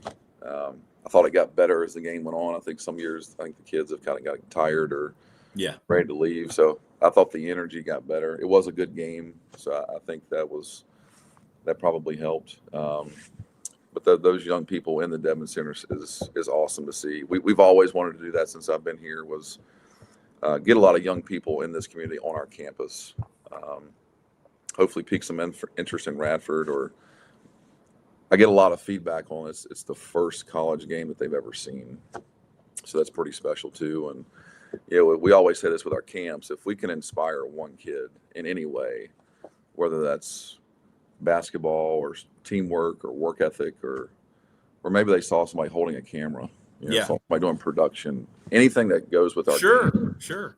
If we can inspire them to do something or drive them to pursue an interest, I think we've done our job. So that's a big part of that education game, not just having a big crowd for our team, but just can we inspire the young kids in this community? And I appreciate everybody who makes that game happen, because it's a lot of work. It takes us a good 8 to 10 months to prepare for that. So appreciate Corey Duran and his leadership, and helping this vision become a reality every year. So we had over 2,000, which was awesome. I was so impressed. We kept everybody who was working, kept them all herded just where they needed to be. And it was cool. It was cool. Yeah, it was great. It was awesome. Well, speaking of the community, they've responded. You're getting some nice crowds for your home games so far. People keeping up with this program. It's good to see, man. You've worked on that, I know, since you've been here at Radford. And I can't remember, at least since I've been around, to see the interest in women's basketball at Radford have more community intrigue as it does right now. Yeah, it does feel that way. And I've always thought this program has so much potential and upside just to be a bigger part of this community. I think it's always been a work in progress, to be honest with you. But, when we do get people at a home game, the compliments about the ladies and how hard they work, and they always get comments about being gritty and tough. And the girls the ladies are just fun to be around with how they play the game. But yeah, we appreciate the support so far. Would love to continue to see support. We have some great home games coming up, and the Big South race is always important. So I hope we can continue to build on that. I think this is a group that's fun to watch. I think our style is going to be a little bit different, a little more up and down and free flowing than years past. So I hope that's appealing to some people to come. But would love to see a lot of people in the Devon Center this winter to support our ladies. Okay, so let me ask you the overlay of what's in college athletics, and we all know what's happening and so forth. And we don't talk a lot about it in the context. We always mention football. We always mention men's basketball, heck, even baseball. But can you talk about the women's basketball recruiting world and the things that you're dealing with now, and how you didn't have to? You mentioned year 12, and you didn't have to look at this like you had. How have you evolved your mindset, and how does that influence trying to piece your staff together? Because now it's a different ballgame out there, even for women's basketball, because I know the market's the same as it is on the men's side. Yeah, it's drastically changing. I feel like it's changing every few weeks, to be honest with you. I'm not sure we have clear direction on a lot of things. So we are constantly adjusting what is best for this department, our program, and just the future of how good we need to be. I think the first thing is just the overall approach. We have to see this as an opportunity and not complain about it. We have to adjust. I think there's a lot of complaining about it, which if we're more of the old school mindset, I get it, but we do have to adjust and see this as an opportunity on how we can make women's basketball as good as we can make it for Radford, and make sure we're positioning ourselves to compete for Big South championships. And I do appreciate Robert. Robert's very intentional about wanting women's basketball to be at the top of the Big South. So discussing changes and opportunities in the off season, even increasing some staff that's going to help women's basketball, whether it's from analytics or name, image, likeness. I do think women's basketball has great momentum right now. I think the interest has grown. Those last couple of seasons, I think, has helped that. And I think it's a great game. And I think the women are very deserving of opportunities in their local communities, wherever they go to school. And I do think we have potential, to help our current team. So it is evolving, it is changing. The recruiting world, I think, got a little bit out of control back in the spring. We were all waiting on the House settlement to kind of see what was going to happen. Right. So I'll be honest, Rick, the collectives and the offers for kids in the portal in the spring was just unlike anything I've ever seen for the women's side. It was just a lot of money was being thrown at the women. So I guess there's pros and cons to that. But the fact that our ladies some kids were bringing in some money was a very impressive thing. Now, just positioning yourself to compete in that space is what's going to be the challenge. So hopefully with the House settlement and the revenue sharing, us building the correct plan to lure great talent and acquire some really good talent here is going to be very important moving forward. So we're working on that almost daily, to be honest with you. That's something we have to figure out here. I know the coaches in the Big South are very intentional about making this be a big part of this region as well. Well, that's the thing. You just said it, Coach. You need direction, though. You can work. You can exist in this world a lot more if you know where you're going, and that's been the problem. Coaches has been kind of thrown to the wolves. When you go out, you don't know what the rules are, and it still befuddles me that we don't have really anything in place still to kind of this. It's ridiculous at this point. Well, it just seems like everybody has their own interpretation of what we can and can't do, and I guess what people are seeing as revenue, is kind of that's all over the board. Yes. For coaches I talk to, it's we say we're going to revenue share, and then you hear some coaches making some offers to kids, and it was like, well, if you're truly doing revenue share, there's no way that number's possible. So we're all trying to figure that out, and we're always going to do the right thing here. I firmly believe in that, but we're going to have to come together and figure this out for our group. Is it exaggerated how much kids have changed because of all this, or kids not as different as they were when you started coaching many years ago? I know there's an evolution there, obviously, with the environment, but what have you noticed with the way, these young ladies you approach? How have they evolved with all this as well? Yeah, that's a great question. Yeah, I think on the women's side, I don't believe it's changed a whole lot. I think young people are still the same. Total for me, this is my 29th year of coaching, which is really really hard to believe. But I don't think the kids have changed a lot. For the most part, I think kids love the game. They want to be a part of a team. I think it's just the support systems around each kid and what those support systems are focused on. I do think this past spring it got a little bit out of control with the agents. There was just I do not like how agents were really using young people just for their financial advantage. That's just, correct. Yeah. That just burns me up. I can't. I don't like when young people are used in the wrong way. It's just that's a topic for another day, probably. Exactly. Yeah, it's a good one though. We'll have to get into that sometime. Yeah. Do I think there's a higher maybe expectation for what they think they're supposed to receive once they get on campus? Maybe. It used to be the full scholarship was an honor.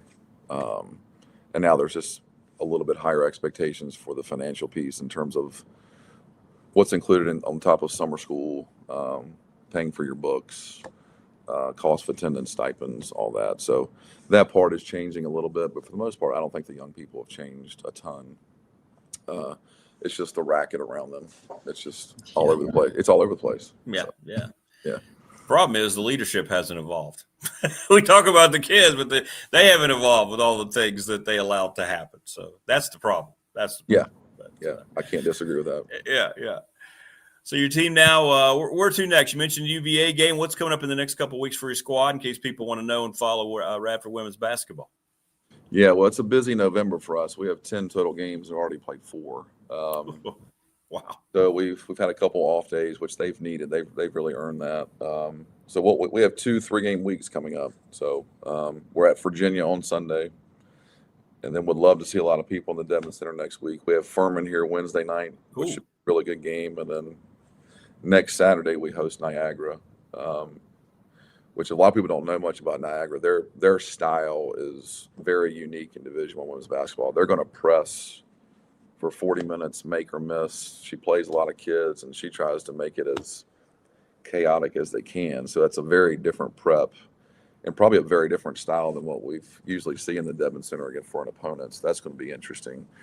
And then Thanksgiving week, we're going to Cleveland. We're going to Cleveland State's MTE, so we'll play. Okay. We'll play Valparaiso. We'll play St. Bonaventure, and then we'll finish with Cleveland State. So we'll play 3 games in 4 days. So that will be eye-opening for our staff on how we need to help our team prepare for the conference tournament, which is what you're going to have to do in March, is win 3 games in 4 days. So that was the whole plan to play in that tournament. So we have 6 games to finish out this month coming up. So a busy 2 weeks. That's quickly on us. Finally, Coach, before I let you go, you mentioned your wife and your family through all this, and it's so representative of your time at Radford to see your little girls and how they're growing from the time that you started and the additions that have come, and now you see them. It's just, it kind of goes along, correlates with the growth you've had in your program over the 12 years at Radford. It's kind of cool. Oh yeah, that was a special moment for our family the other morning. Radford is home for us. It's home for my children. When I was hired in 2013, we were about 6 weeks away from getting married. So we weren't even married yet. And then since we've been here, we've had 3 daughters. Our girls love this area. They love the community. They love Radford. They love the Reiner community. They love going to school at Auburn Elementary. And Radford is home for us, and for us to have such an awesome experience with a lot of great people that we've worked with and built relationships with is just, as you know, I mean, this is a special place and a special area. I always say it's a hidden gem. It's just full of really good people. So, family's everything to me, and the fact that I can share this with them is awesome. Hey, I'm telling you, you just mentioned all the best people at Radford live in Reiner. There we go. There you go. Just saying. Right. Well, Coach, listen, man, thank you so much for taking the time, and sincere congratulations. I just you've been so important to the athletic department, not only the women's program, but how you treat everybody and the example that you give. You probably don't even realize it, but the example that you give on a daily basis. And I know talking to the staff, we're getting tons of people here in chat just so they know what you represent, man. And you should be commended for that. I know it's just who you are. You're not trying. It's just you are who you are. But I'm so thrilled, on top of a lot of reasons, because of that, for you to have this now title forever, the all-time winningest coach in Radford history. It's cool. Well, I appreciate you saying that. It's a pleasure to work with you, and my relationship with you means a lot to me. So I appreciate all you do, and appreciate everybody who's supported me over the years and believed in me to lead the women's basketball program at Radford. It's been a special opportunity. Honestly, it's been life-changing. Yeah. I've learned a lot. This has been an awesome journey, and hope it continues for a long, long time. All right, man. Well, listen, I know you'll get them ready for Charlottesville, and we'll talk to you a little bit later today. Sounds great. Thank you, Rick. Appreciate it. Thanks, man. Appreciate you. Congratulations again. There Thank you go. Mike McGuire joining us, the all-time winningest women's basketball coach here at Radford University. And everybody, thank you for the hey, I see you, David Smith. Hey, TP. Yeah, Coach McGuire is an asset to Radford and the community. And that's, I think that's the biggest part of all this is having people like that in place you can trust with your young people. It's really cool. It's really, really cool.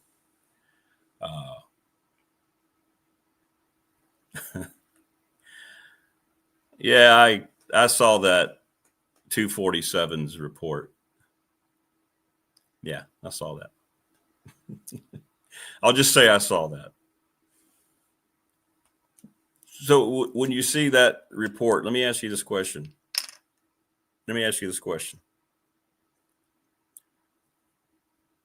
Why do you need 3 visits to find a home?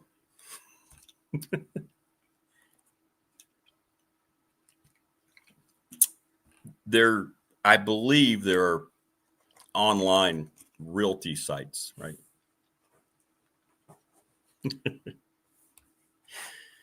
We'll see. We will see how it all plays out. I'm the all-time winningest announcer at Radford. Yeah, because I'm the oldest. I've been there the longest. So yeah, you're right.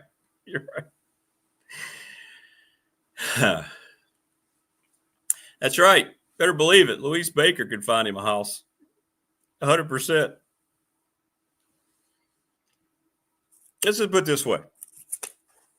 Louise Baker would know if that kind of thing was happening.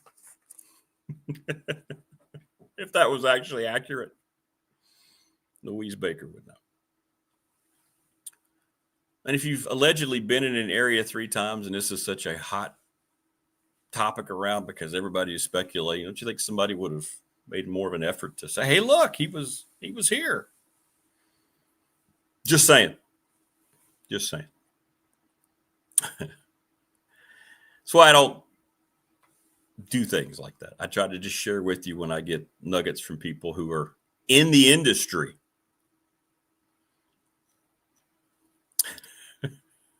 People who know these agents. And I pass along nuggets when I can. So thanks to the Ready Set Fund. Speaking of passing along good nuggets, they are terrific. ReadySetFund.com. Bob Christ, Dave Christ's brother, the Blacksburg legend. BOBCRIST, the number 11 at Gmail. Your local rep. So reach out to Bob and go check out the Ready Set Fund. The profit percentage has been raised to 90%. That's tops in the industry. And you have no upfront costs to help try to raise support. So go and enjoy. Thanks to the NRB Super Bowl. They've been part of the community for 25 years. Call them up, 540. Reserve your lanes today, 382-5525. Lawson's Mobile Home Supply. Appreciate them. 300 North Franklin Street in Christiansburg. Give them a call at 540-381-8011. They're awesome. Go buy your next vehicle at Harvey's GM in Radford. Go see Brad Harvey. He's picked out my last 3, and they have a great service department as well that don't try to jab you on costs, which is, you need that today. Trust me. Yep. It's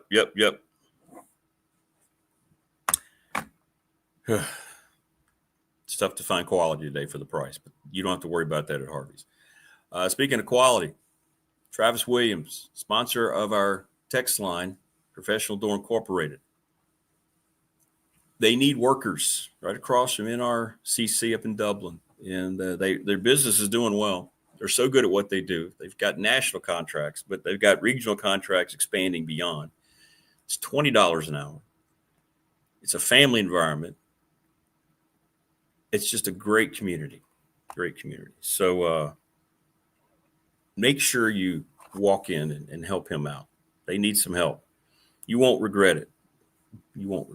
Trust me, you will not regret it.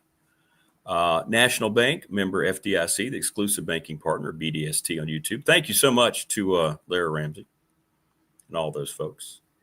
The attorney, Ryan Pryor, BDST Fan Question of the Week, who will be in the ACC title game. Little River Heating and Air, 540-553-2971. Tell Charles Lee you heard us talking about it. Go get your heat unit. Even if you don't need new ones, get them serviced before things go awry. And hopefully we don't have wintertime lightning this year. We're presented each and every day by Pulaski County Sports and Entertainment. I'm going to try to get Jonathan Sweet on here on Monday to talk about the racetrack. Yeah. Big news. Big news. Mark Hunley, McClellan Chiropractic, doing a great job. And go see Mark. If you have any kind of back issues, I mean, he is terrific. Just go see him, get popped. And check out the technology that they use. They use a whole lot of it. Family Fencing Studios. Free quote 540-200-8294. FamilyFencingNRV.com. Go check them out. Jason Green, they're going to work through the wintertime, man. They are great. They are great. Appreciate that. Well, that's very nice of you, TLB. Very nice of you. Appreciate that. It means a lot. I don't ever think of myself that way at all, in any way, shape, or form. But thank you. I appreciate that. And we have BDST shirts. $25, you get a shirt and eat a steak sandwich. Steak sandwich.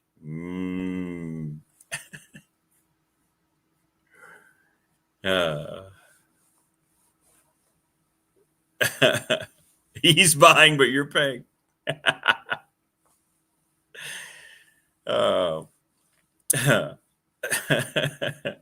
Yeah, maybe so. Maybe so. By the way, today, down at Dedman, I will have shirts with me. And if you've paid and you want to come get your shirt, that'd be great. We're going to figure out some way to do this more efficiently. I got to figure it out. The easiest way to be to come to my house, but I was told I shouldn't just tell everybody. I don't really care one way or the other. I don't care if people know where I live, but that might be the way to do it. But we'll figure it out. But I have all of your orders. All of you who have paid, I've got your shirts pulled. If you have time, lunch or something, well, I won't be there until back from lunch around 12:30, 12:45. So, but you can come by today. And if you haven't paid, you can just pay me then. If you have paid, we'll check you off the list and give you your shirts or shirt. And the two folks that do want them shipped, I have you. I ordered some special mailers that are supposed to come today, so I'm waiting on those. So I'll get you those. When I get them, I will get you those. Shirts are $20. If shipped, $27. Maybe a little more, but I cut it off at $27. Yeah. I hate shipping costs. Terrible. Free grease on your shirt per sandwich. I mean, you're not eating a sandwich right? If you don't get grease on your shirt. I mean, that happened with Buford T. Justice last night. Buford T., he goes in and he, at the choke and puke, as they called it.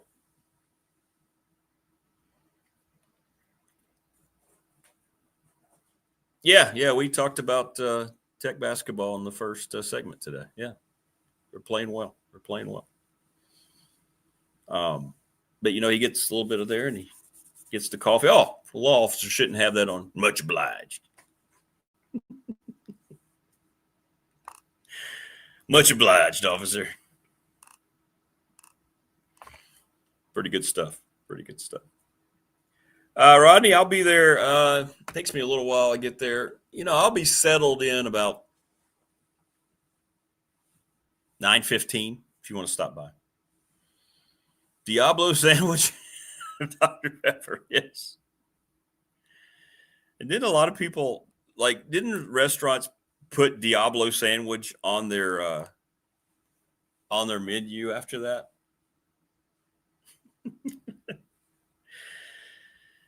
Yep. Diablo sandwich and a Dr. Pepper. And then his son asked for something. We don't have time for that. Hadn't seen it in a long time. And I'm glad I watched it last night. Different time, different world. Jackie Gleason was brilliant. Stole the movie. The quintessential Burt Reynolds in that movie, right? Jerry Reed was terrific.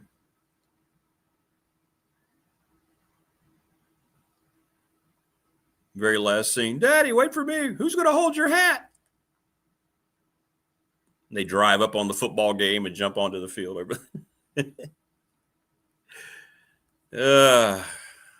Good stuff.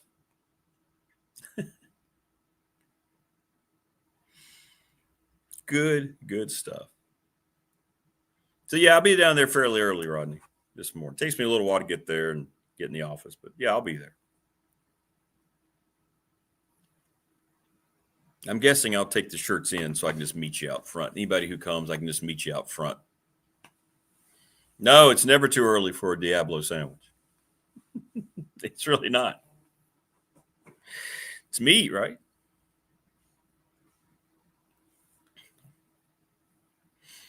It's meat.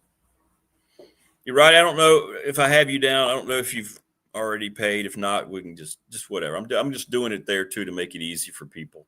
I want to make it as easy. I just appreciate people getting shirts. Means a lot. It's cool. Very cool. And I think you're really going to like them. What I'm pleased is I can, and thanks to Brandon at Top Shelf, I can offer something that I know is really good quality. This thing is, for me, it's the perfect type of T-shirt. And I think you understand, right, if you're a T-shirt person, right? Because you don't want them too thick. You don't want them, obviously, Old Navy thin. You want them to be the right mix.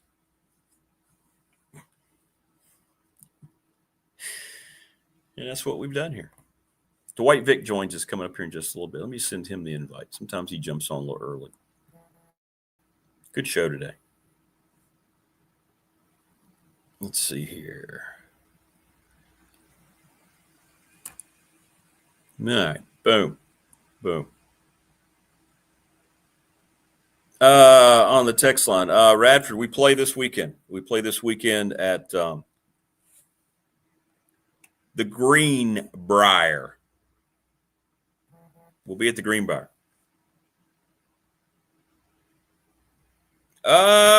Maybe 1:00 tomorrow might work. Hit me up again tomorrow. I'll let you know. That could work. I'll make that work. Yeah, plan on that. Plan on that tomorrow. It won. Getting out earlier tomorrow because we're going to be traveling. But, yeah, so I think 1:00 will work. Yeah. We'll do that. Oh, absolutely. Yeah, that was the whole thing. Jackie Gleason ad-libbed a lot of that stuff, man. Absolutely. Comedic brilliance on full display. Just creating that stuff as he went along, man. So good. So good.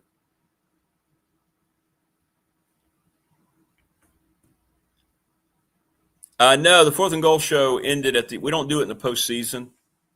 It's always just through the regular season. So, no, there's no 4th and Goal show this week. Thanks for asking, Troy. That's always just through the regular season.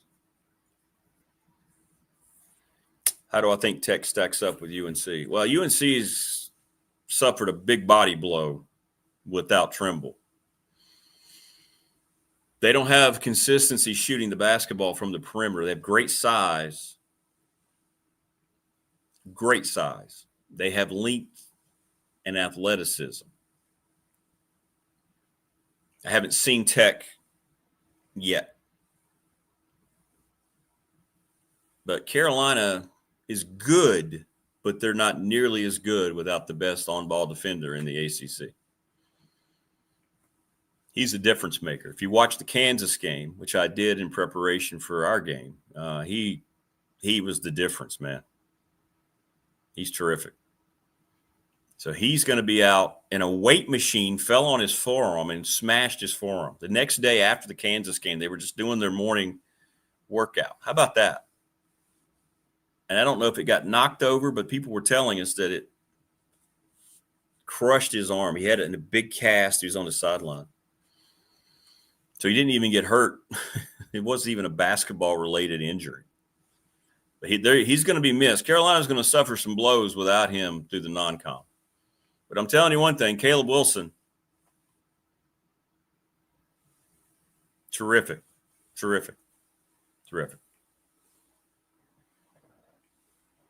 Yeah. Well, the problem is Tech has played the same time Radford played. So it's kind of hard, They do. I think last night was the only time. And the game wasn't on for me. Was that game on one of the Disney networks, TP? I'm still not getting those right now because they haven't gotten their differences resolved yet, although they supposedly had a little bit of a breakthrough yesterday. And I think that breakthrough is probably going to be identified at some point by the NFL being involved. Yeah, they did. They spent a large part of their money on Trimble to keep him there. Good player. They spent a whole lot on Caleb Wilson. And that's going to be money well spent. He's different. I mean, he could be on an NBA roster right now. Oh, it was on the internet? Okay. Yeah, I don't get that. I don't pay for that. It was Rick Watson Appreciation Day. ESPN Plus? Okay, gotcha.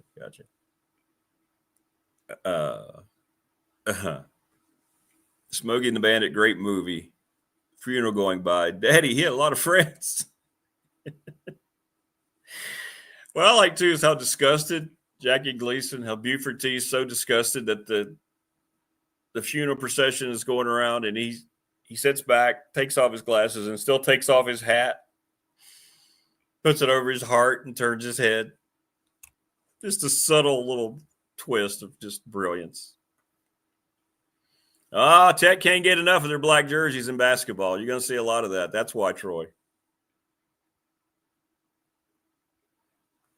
It's just because. That's why.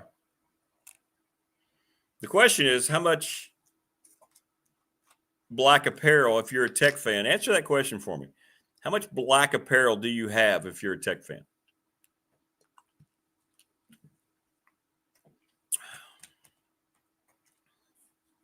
All right.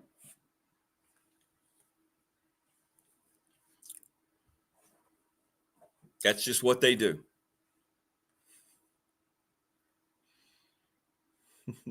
Yeah. Somebody said they were trying to put some bitches. I see you, Tebow. Tried to do it on the text line, and they wouldn't let them do it. That's pretty funny. I wonder why. Come on, man. Where are we?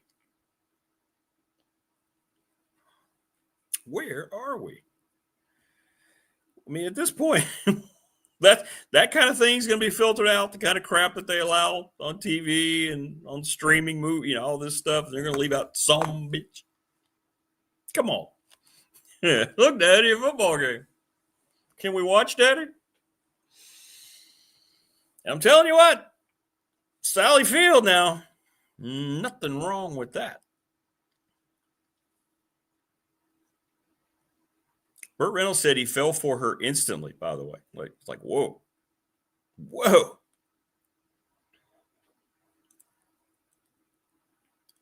Yeah, I understand. That's the whole premise, Paul, but your son is not out with income to buy the merch that they want to sell.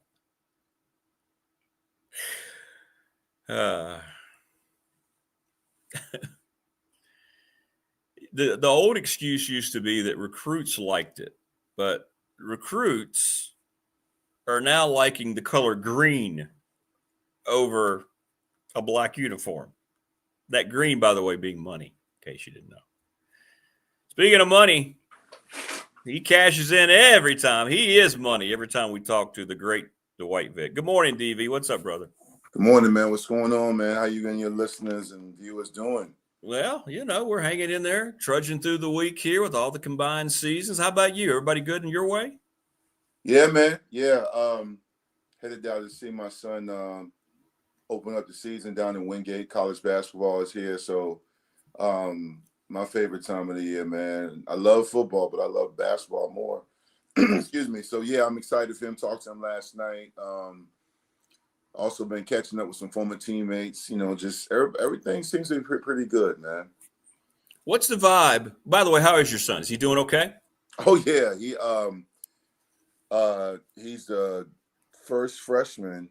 I don't ever want to misquote or give misinformation, but I believe right now, he's the first freshman, I think, under the coach's Coach Good's leadership to ever start for Wingate. Wow.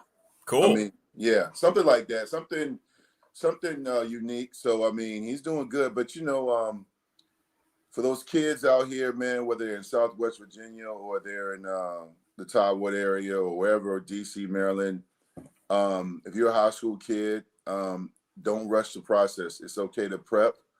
Now with all these rules and NIL, man, you see, I've probably been on college basketball overload. I've been watching so many games. I kind of glanced at the Radford UNC game. There's so many kids, man, that I saw 1 year at this D2 or this mid-major, and the next thing you know, they're at a high major, Power 4, and they're dropping 24 points. So, yeah, man, it's good. And Virginia Tech basketball looks great, too. So, yeah, he's doing great, man. I'm doing great. The vibe is, you asking about the former players?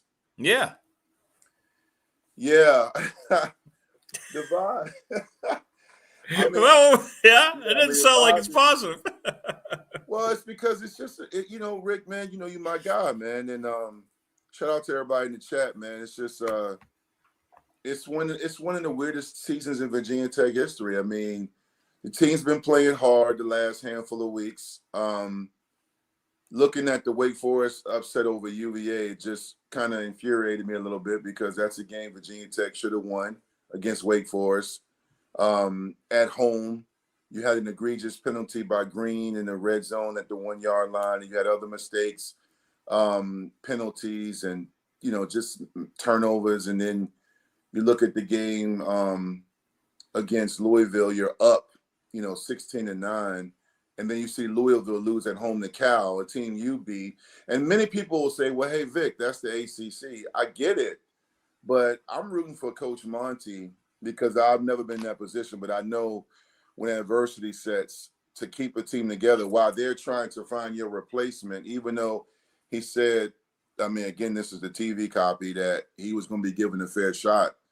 I probably would assume, which I don't like to do, the fair shot is probably how he finishes the season, which, these next 3 games, Florida State, Miami, and UVA are a gauntlet. Although I think they could win all 3, but I don't know, right? And, that's why I said it's a unique season, because you're waiting to see who's going to be a dinner date for this dance next season. And then you're also waiting to see what's going to transpire on the field. And then you also are curious to see who's going to be retained, who's going to stay. And now we're one of 14 teams looking for coaches. It's a weird season, man, but it could be worse. I look at what's going on in Colorado. I look at a lot of teams that are in worse situations. I think Virginia Tech's not in a bad situation. I just want, it's testing our patience. I understand. When you talk to those guys, do they have a preference on who they'd like to see be the new coach? Or is it just like, you know what? Let's just do this. Let's make sure we do this the right way. Or is there the same feeling that you and I've talked about, DV, about the fact that Bruce Arians and Bud Foster are really kind of leading this thing, and not dissing any of the other committee members, but we know those are the football guys that understand what it's supposed to look like. They feel pretty confident in the process because of those guys, or are they focused in on 1 or 2 people or something like that? It's 2 types of former players. There's former players like myself and guys that are fully connected. They watch every weekend. They keep up. And you have the former players that are coaching at other schools, high school and college, or even pro, or, you know, they always going to love Virginia Tech, but they kind of glance at the game and keep it moving. For a lot of the guys that are fully invested, that still watch and keep their finger on the pulse of the situation, everybody has their opinion. This is when it goes this long, you have everybody that can present an argument for different guys. I feel like, you know, I feel like the longer the process goes on, you have more people that say, what about this guy? What about this guy? It's kind of like if you're on a family vacation and everybody wants to go to different restaurants. You know, this kid wants Red Robin, this person wants Applebee's, this person wants Longhorn, this person wants Outback, and then you have one person that wants to stay at home and eat the leftover. And it's like, can we just agree on something, right? But, you know, my take has been Franklin would be a great hire, but I feel like you just need a very good coach. That's why, you know, again, this is not a fan favorite for some people, but this is why I've been like, man, I really wanted Monty to do well, at least finish strong. That man is a damn good coach. I mean, I'm looking at the decisions he made. I'm looking at some of the quotes Andy Bitter released yesterday. A few players are disgruntled. Well, I would tell them what you're tasting and what you're smelling and feeling is called accountability. And accountability doesn't always taste good, but it feels good. It makes you stronger later, like vegetables and vitamins. And, you know, it's just, at the same time, he didn't really construct his team. This isn't his full roster. He came here, and it was sudden change like in the game. But again, a lot of the players in the group chats I'm in just want a great coach. Not even like this name. I mean, I don't even think they would be upset if we plucked the guys away from JMU. As I told you last time I was on your show, JMU, I know UVA is having a historic season, probably their best since 1990. I still think JMU's been the best football program in the state the last handful of years. Doesn't mean they have the best talent. I just feel like program-wise, they've been consistent. Program-wise, right. Yeah, right. yeah. It doesn't mean, oh, you trying to tell me that they got – no, I'm not arguing, man. Save that for a Facebook group chat. Go argue somewhere else. Save that for Twitter. I'm not arguing who has the best players. I'm arguing who has the best program. And just to kind of go down memory lane, Miami has always had the most talented conference. Before we fell off a cliff, we were the better program. And, you know, I'm not talking about their national champions. I'm talking about ACC, Virginia Tech and Miami. Not right. Not prior. Yeah, Virginia Tech was the better program. Now Miami's a better program because they've navigated the portal better and they've been able to win games. Now, when you're a Miami fan, the standard is national championship or bust. But I mean, I'm just kind of ready for this this meal to be served, man. I'm really I think we're close, but I get so many DMs and text messages from people in the know, you know, and you know, it's just like, okay, you know, I mean, I'm just one of them guys, man. Tell me where to go. Let's play. Let's put the helmets on. Let's practice. But I really want a good coach to come in, man, because I remember, you know, I'm that guy now, right? I remember what it was like to wait to see where Virginia Tech was in the playoff rankings. I remember the BCS, waiting for the BCS. I remember, like, I feel like that guy on the porch. I remember when that street was first built, right? You know what I'm saying? Like, and that's what happens, man. You spend more time remembering. I want new memories. I want to look down in the future and say, hey, we got this big matchup coming up, man. We're 7-1, you know, that kind of deal, which has already been stated. And I think knowing Coach Bud the way I do and other guys like that, I know they do as well. I'm going to hold true that Virginia Tech's not a stepping stone job. I think this can be a career job for somebody. It seems to be a mindset that, well, somebody's going to come here and they're going to immediately want to leave after they get the program going. And I know I'm biased a little bit being here and you played there. I don't see Virginia Tech as that kind of job. I think this can be a place where you can dig in your heels if you do it the right way and win. Given where they are, given the fan base, given the new money, this can be your end job. It doesn't have to be looked at. And I think a lot of fans have kind of fallen into that because of the last 8 years. I wanted to get your thoughts on that. Do you just see some big name? Let's say it is James Franklin. You know, a lot of people think he's just going to be here like 3 years. And it could be the case. You know, you never know about him. His mind works a little differently about what he looks for. But what's your take on that about Tech being a career job as opposed to just being somebody who wants to come here for a little while? JMU is a career job. UVA is a career job. Boston College can be a career job. I think what happened with the portal and all the movement with NIL and everybody going to ESPN and having a talk show, and every week Fox Sports hires this person. It's a lot of movement, right? It's always tons of movement, but doesn't always equal success. You can sustain a very lucrative position at a quality job like Virginia Tech. It's more so about the ego of some of these men that coach. I stay away from guys that have egos. I do, even in my own business with Victory Life. I don't need anybody coming in and work for me or work with me that wants to move around a lot. I understand growth. And if you're a younger coach, sometimes it's a better opportunity. I think, and I hate bringing his name up on this great Thursday morning, but I think that started with Fuente, with that whole Baylor situation, which, indirectly helped Virginia Tech and Witt understand it was time to build up and improve some stuff. But the movement is what it is, college basketball and football right now. There's always this movement.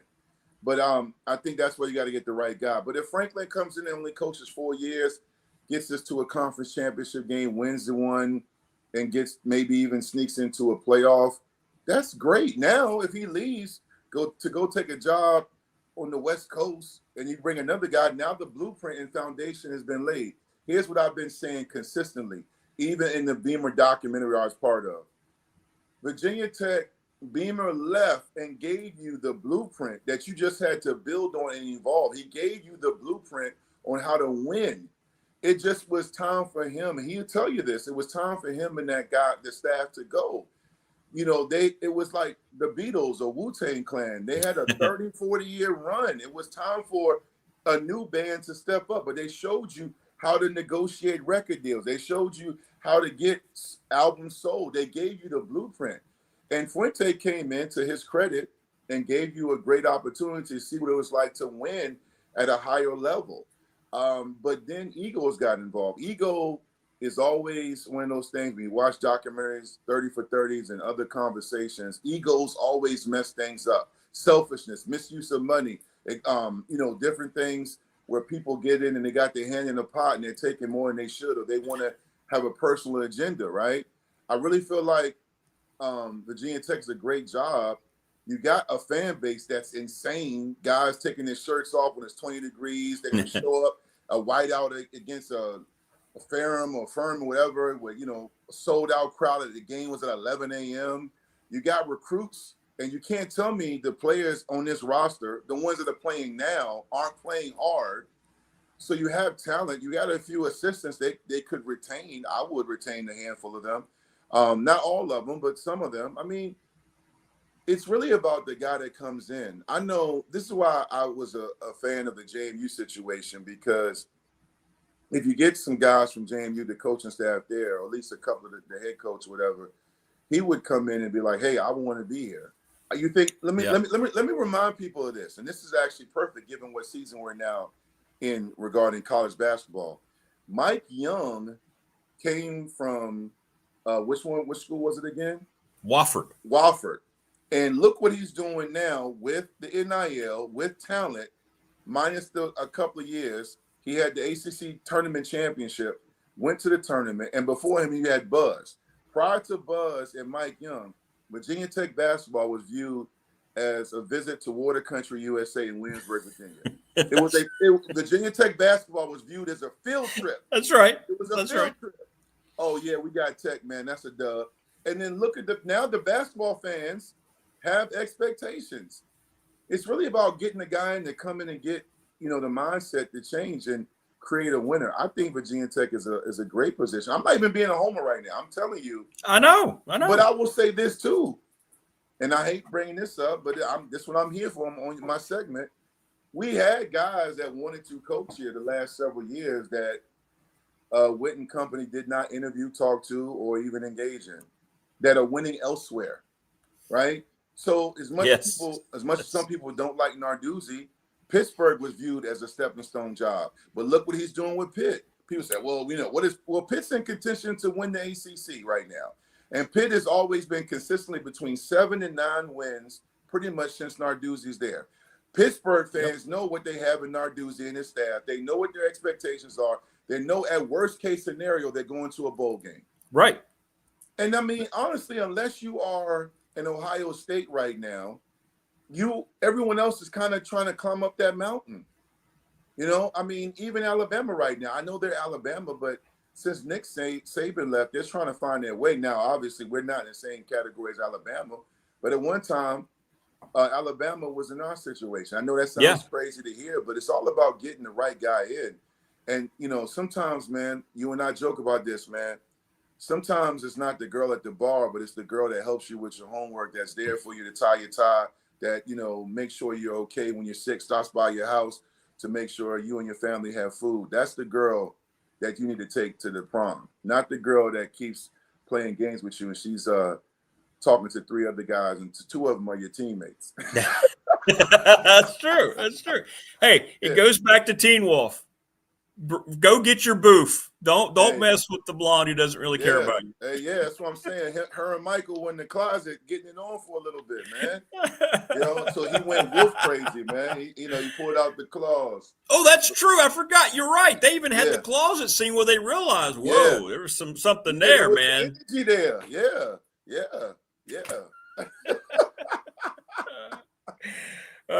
Good stuff. Good stuff. By the way, you're a movie connoisseur. If you haven't yet, I don't know if you like stuff like Frankenstein, the new one that they did. I heard about it. It's outstanding. I'm going to watch. It's on my Chiron Stitt, the great former Virginia Tech and NFL running back. He texted me on Veterans Day the other day and told me I should check it out. I was home early. And I said, I need some movie, Sha. And he said, watch Frankenstein. I said, all right, I got you. Yeah. Good, I definitely will. Yeah, it's good. Now you're not going to see the big green guy. It's not like that. This is more true to the the original. I never liked that version of Frankenstein. I don't either. Exactly. It was corny to me, man. Yeah. Well, good. We can review that, man. That'll be good. I want to hear your facts. No spoilers. No spoilers. No, none at all. When you're online, and you and I both are on X and everything a lot. I keep X because it does break news, legitimate news, not all the speculation. It's so funny. I watch it now for the sheer entertainment of all these accounts, whether they're hack accounts or putting stuff out there about not only the Tech situation, but I see Arkansas people, LSU people. It's interesting to me. How much of that stuff do you look at and just go, like the latest one being about how Franklin's trying to do stuff to Penn State, which is illegal. You can't do it. It's just funny to see some of these folks that post these things and how many people buy it, hook, line, and sinker. A lot of people buy it, man. It's like I had to text my dad the other day on Facebook. I said, hey, Dad, this is an AI video. This is not real. Like he posted some video. I was like, this is not real. Please delete this. Because, I was like, man, my dad holds a PhD and a master's and a bachelor's. And he's a retired pastor. He still preaches. But, like, he posted some crazy video. And I called my sister and I was like, hey, yo, Dad, you got to take it down. We talked about it. And so it's kind of the same thing with Twitter, man. I kind of like, it's like when you're on the Beltway. I live here in the D.C. area. When you're on 495 or 66 and you're kind of going in, or sometimes I get off on the easy toll pass with my badge and just get away from everything. And then sometimes I'm okay looking around and checking out the mess that is Twitter, X, right? Here's the deal, man. Everybody wants to be the first one to break news, and everybody wants to feel validated. Like, I got on Twitter in 2006, 2007, because David Till did a feature on me during the UVA week. It was an article, great article, really great article. Went back to Virginia Tech with my family, took some photo shoots, and it was an article on myself and Terry Kirby, the great UVA running back. And Terry Kirby's been on my podcast back during COVID. And I remember I got on Twitter, and I was just getting on Twitter because I was like, cool, because, David was active on it, and he shared the article, and then I started to reconnect with all these fans. So I like Twitter for the connection with people, even some people I've never talked to in person or met. Yeah. But it's cool. Like, hey, I watched you play, I love your show, or Vic, man, I love everything you do in the community. But then you got some trolls that I got to go in and cook. I mentioned cooking last week. I got to cook them and argue with them and block them. But I don't like to argue, and I think the speculation is what is annoying, because some people do know what's going on, but many people don't. And I think that's the correct. It's like, you know, when my nephew, my sister's son, committed to UVA, and I told her, I said he's a 3-star defensive back. He had 17 D1 offers. And I was extremely happy for him. And, you know, I had a few people that jumped in there, my comments and my mentions, and started saying stuff. And that's what Twitter is, man. You know, you got to have thick skin. I'm never going to get off. Shout out to my 16,000 plus followers. I mean, I've been able to build my brand and connect with some great people. But I think the misuse of it is just how life is now with social media, you know, from people being divisive when it comes to politics or community, you know, welfare, or people talking about who should be fired. You know, I laugh too. I love to laugh, you know that. And I laugh at the fans that think they know or assume. Like, I had this one guy, I don't even think he's on Twitter anymore, OxVT. He did some stuff with Tech Sideline. And I remember he was like, we're so bad, we're a dumpster fire. Even if Mike Vick had come to Tech, he would have never came to Tech, or he would have left. And I tried to resist it, but I was like, no, that's false.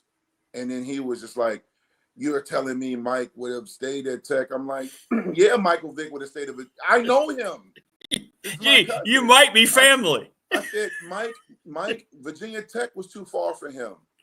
He almost left Virginia Tech because he was homesick. Mike likes to fish and hang out with his family, and back then play video games.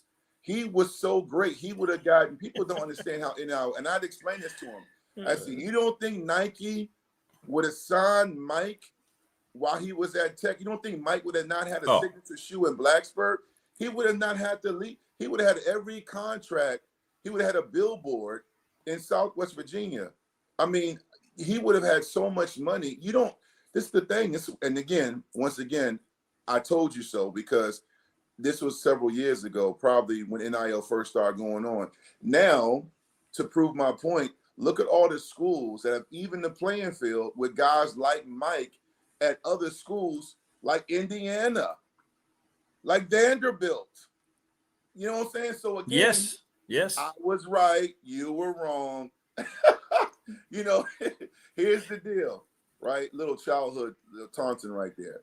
I think it's funny somebody's arguing with a family member about what was best for Mike. That's what's funny. Rick, that's what happens with Twitter. People think they know because they have the username. I can't see you, so I can hide behind this iPad, this cell phone, this laptop, and argue with this guy or this woman or this person. And again, one of my other guys, shout out to my guy Gobbler Country, former Tech grad. He has a great little group of following, and his whole page. He was arguing with me about, he came out years at Tech before I did in the 70s. When he came out, I was just being conceived, right? Now, here's the thing. He was trying to tell me there are many people that choose Tech not because of sports. I said, that is absolutely true. I said, but understand, sports, especially football, is what moves the meter.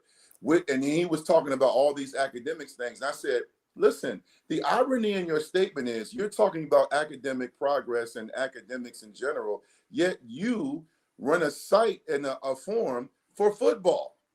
I said, why not run a site for biology?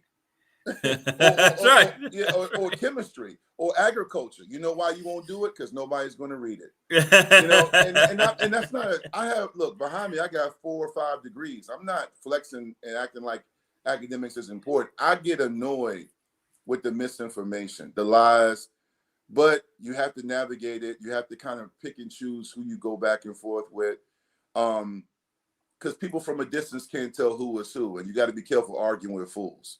You have to be you have to be careful. You know, and there have been people who misread a tweet. That happens every week. I've had even a few former players or current players that thought I was talking about them, and I'm watching the Vanderbilt, South Carolina game. I'm not even talking about y'all. I'm talking about, you know, because I'm a Tech guy. Let me just tell everybody watching and listening. I cover and watch a lot of the teams, especially that's right. Tech is 3-6. I love my Hokies, but there's some other great stories in college sports right now. So, yeah, Rick, man, I just kind of see it like you. I do stay on it. My wife is always like, "Why are you on it?" I said, number one, I love that Twitter gets the breaking news first. It gets it first. Facebook, it takes 3 to 5 business days. At least. Instagram is like, for these fake models and sugar thugs that want to talk tough.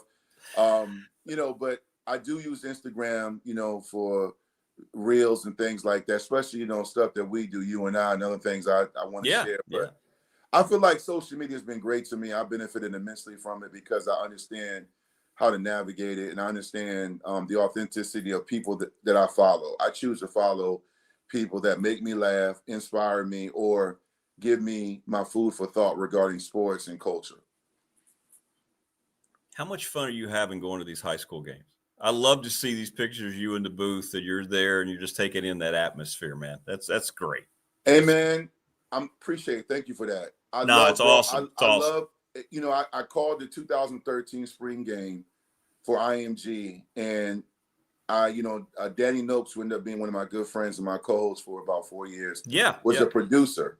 And I loved it. I called the Virginia Tech spring game. First time I was ever in the booth, had a suit on. It was great, had the headset, and I was like, man, I'm on ESPN, right?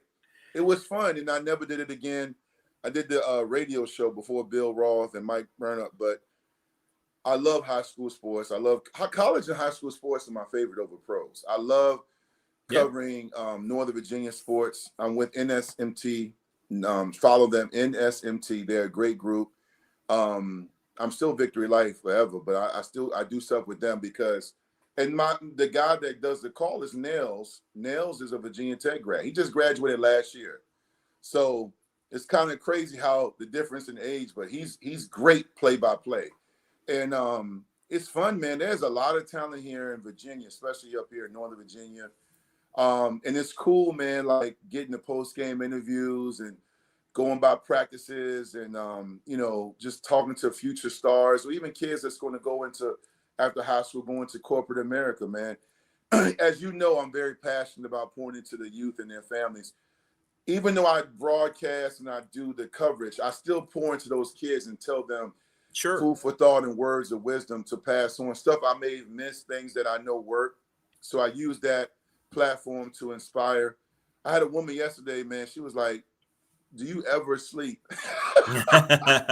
Do you ever rest? I mean, I have a passion for life, man. One day somebody may do a documentary on me. Absolutely. Right? Absolutely. And they should. So I'm leaving all this. I'm leaving everything. They're going to show clips of me and Rick talking about Tech. That's right. They're going to show clips of me, interviewing Frank and Shane Beamer and watching my son play and with my 2 daughters. But look, man, at the end of the day, man, it's really about enjoying life, y'all. Like, as much as we want Tech to be better or Radford to win games or whatever sport or team you follow, right now, man, I got a cousin on dialysis. I got friends that are battling cancer. My friend Camille, Virginia Tech grad, she had to shave her head. She's getting chemo. Like, we can lose ourselves. With Thanksgiving on the horizon, we have to make sure we're thankful and grateful for life.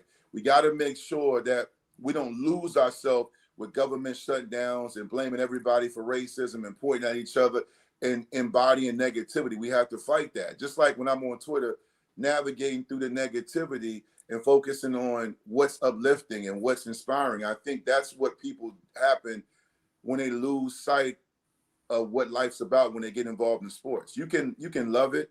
And it's one reason why I've got turned off by certain people on these shows where everybody's yelling and arguing and name call. I'm like, man, what happened to journalism and having a great conversation? I mean, every time I see people screaming and yelling and, it's crazy, man. But at the same time, for some of those people, that's what sells.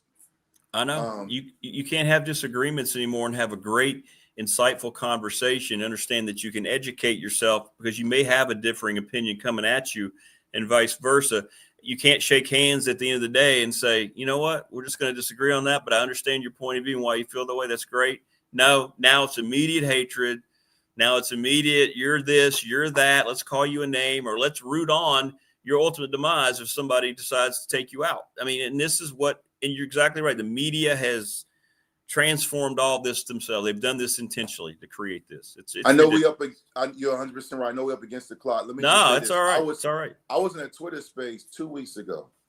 And shout out to my guy, Chris. He was in there with me. His son plays at Virginia Tech. He's battling the injury. He's a receiver. But Chris and I went there. It was a post-game Twitter space. And somebody in there said, I don't care. Basically, they wish Whit Babcock was dead. They hate Whit Babcock. Like, I get why people hate Fuente, and I get why people hate Shane, and there may be some people that hate me, right? I will never wish that amongst anybody. No. Because that kind of hatred, it's not that big of a deal. And I think that's what I mean when I say people really lose sight of the big picture. Like, I come on this segment every Thursday. I've been doing it now for years because I love what you're about. You're a great father. You're great to the community. You're great for VA, especially Southwest Virginia. I love listening to the guys you have on. I learn something every day. And that's what we got to do, man. Behind me, my Victory Light banner says, leave a legacy. That's what this is all about. This is why, to bring it full circle before I jump off, I want the guys at Tech now to really get back on track, because I played 20-something years ago, but I still have the legacy. Me, Mike, yes. Marcus, Xavier DB, Tyrod Taylor, Grant Knoll, Ernest Wilford, Jim Pond, Jake Grove. So many guys walked through that tunnel that came there 16, 17, 18-year-old, 19-year-old men and left better people. And that's what legacy is about. And this is what we're trying to get back to. You want to leave a legacy, not just bowl wins, but, a degree. And, now you can get paid, get some money in your pocket so you can live life to the fullest and pour into other people, the future Xavier DBs and Jason Worlds and all the other great people that have played at Tech. No, well said, brother. Well said. And you do, my friend. You have a legacy that's going to be there long after your time here on this place is done. I appreciate that. Appreciate that, man. It's true. Well, listen, man, enjoy the game this weekend. Have a great weekend, and we will resume again next week. And let me know if you check out Frankenstein. Text me. I will. Appreciate you, man. Thank you. All right, brother. Have a great weekend. Right. Take care. Yeah. Great stuff from Dwight Vick. Yeah, he's got his legacy in place. That guy. So good. So good. Talk about learning from people. Every time he and I have a conversation, you're just kind of like, wow, I learned something there. Great stuff. Thanks to everybody, by the way, in chat. Thank you so much. It means a lot to see you. Appreciate all the comments all the time. All the time. Thank you for everybody who hits me up on the text line. It means a lot. Thank you for your support, your subscribers. You make the show. Sponsors. If you haven't subscribed, if you are a subscriber, get somebody to subscribe. Let's get to 1,000 so I know I don't have to fret every month to see whether or not I'm going to still be able to do this. We're good. We're good for now. If you had a T-shirt, come see me today. Contact me. Hit me up, 391-078 on the text line. DM me. I'll be at Dedman, and I'll glad to meet you if you come in, or I can come out, whatever. We'll try to do some of that today.